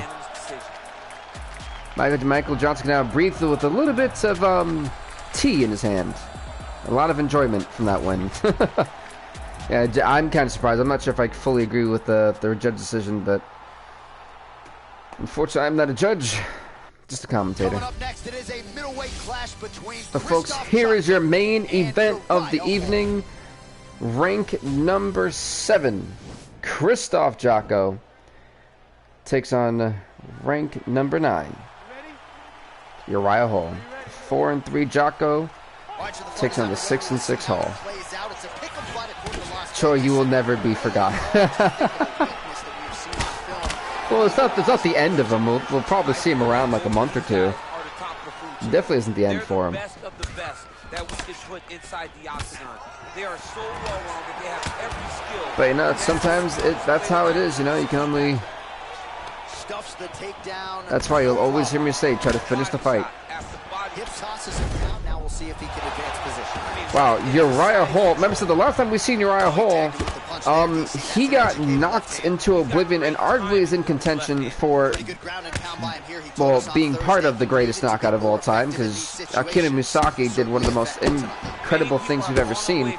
And look at this, you're seeing Uriah Hall come out with this aggression. Krzysztof Jotko, I can guarantee, was not expecting this, because we've never seen this type of aggression and pace from Uriah Hall. And Jackson, your prediction is Hall. Let's see if it comes through. It means it's a 5-round main event. And Jotko's got the guillotine applied, and this could potentially signal the end for Uriah Hall early in the first round. He's got to really cinch it in. Wait a minute, what is... Wait a minute, Uriah Hall, a transitional counter. Might be able to sink in a Von Flute choke here. Very rarely do we see the Von Flute choke really be applied, but this could be it for Jotko. Oh, this could be it. This could be it. Is this it? No, no. Both guys get out of the dangerous submissions they were in. How soon he tries to pass. Well, he needs to be passing immediately. In the full guard is where you are in most danger as a top fighter, because they have all of their submissions. Right. They have the guillotine, they have the arm. That was nuts. Like, truthfully, that was nuts. When they're in the full guard. So if you pass, you really do limit the danger that you're in from the top position. Well, I do agree with that statement. You do, you know, avoid that crazy danger. Every strike counts. Not an issue for him. He's making every single one of them count. He is not pity-patting. Right now, I'm looking at my rankings and records while commentating on the main event. So as we pull up I'm like, we get 29 total strikes have now landed for Uriah Primetime Hall. Interesting. And both guys really throwing with authority.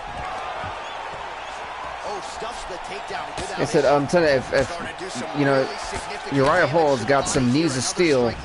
That's something that Krzysztof Jotko's want to avoid and maybe getting taken down. We'll see what he can do. Never mind, Jotko with a good, seamlessly flawless counter. Get back to your feet right away, because you can also sway the judges by getting back up to your feet and maybe exploding with one last flurry. You hear the ref saying, get up, scramble. Nice punch. Round 2 is underway. Round 2 already underway. Hall gets caught with that punch. Don't be afraid to get that head off the center line. Right under the elbow. There we go. Oh, slips the offering there and then rips. Sorry about the folks. Just making sure that my rankings were good to go. Man, he's timing his shots nicely. It's like Tom Brady out there. He hasn't missed the target. I mean, you insist on bringing in Tom Brady. Stop it. John, stop it. Yeah, I will say DC really does not like Tom Brady. I realize that as it's gone on, he is not a fan of Big Tom. Try to bring that up. So a little bit of a fun fact for you guys. He didn't hide his takedown. You knew from the moment this fight started he was going to go get a shot off. The opponent was ready. Oh, look at that. Oh, these two guys are just trading blow for blow, punch for punch, jab for jab, hook for hook. These guys are giving it everything they got. Oh, nice uppercut. I'm telling you, the amount of times guys fall for that uppercut when they go for a takedown, you'd think they've learned by now. Then Rose, well, keyword, you would think. Just over 3 minutes now to go in round 2. All right, he'll engage in a single collar tie. Stuffs the takedown there. How good is his takedown defense? DC hates the Patriots and Duke hates Tom Brady. Well, you know, don't we all not like the Patriots? And don't we almost all not like Tom Brady? It's not like it's a personal thing. We just know when Tom Brady's on the field, you're probably going to lose. Not even probably, you're more likely going to lose. It's just unfair. Tom Brady's like that one cheat mode where it's called God mode, you know, where you can't die, you can't get hit, can't get hurt, none of that stuff. You boost everything. It's a one hit, you know, one hit, and that's all it takes for you to win. That's Tom Brady sometimes. So not this season, but every other season. Jocko's got his hand looking for a guillotine choke.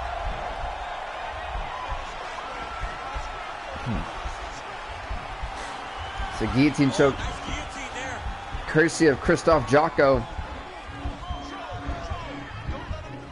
But in Madden, it's Lamar. I actually boycotted Madden 21. I told myself I was not going to buy it. Oh, look at this. Jumps over into side mount. Until they fix franchise mode. Honestly, they didn't even need to fix franchise mode. I got my college football right here.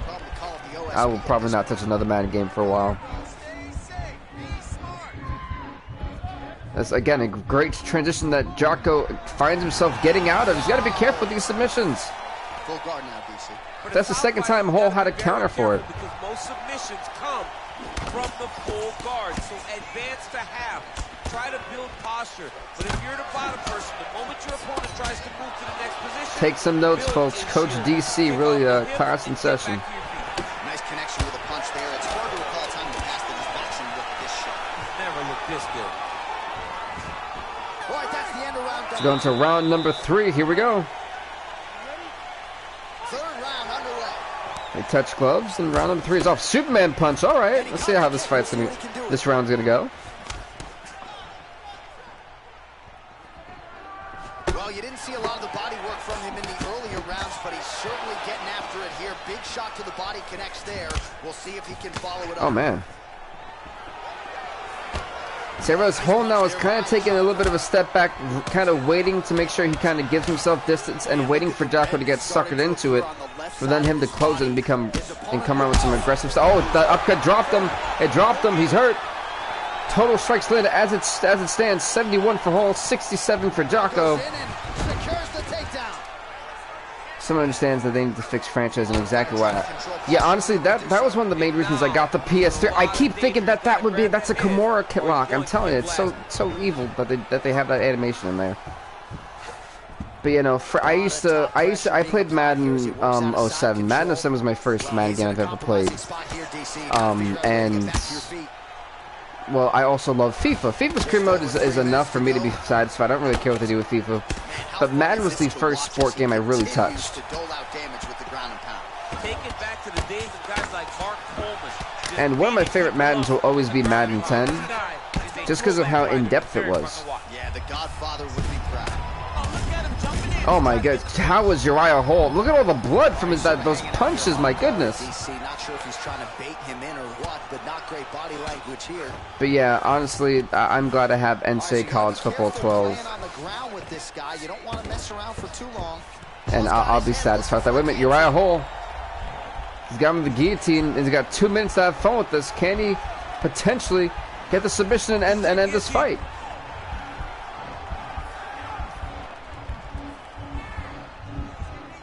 My favorite football game is ESPN 2K5. I haven't had the chance to play. I heard that one was the greatest football game ever. Point blank period, like there's no argument.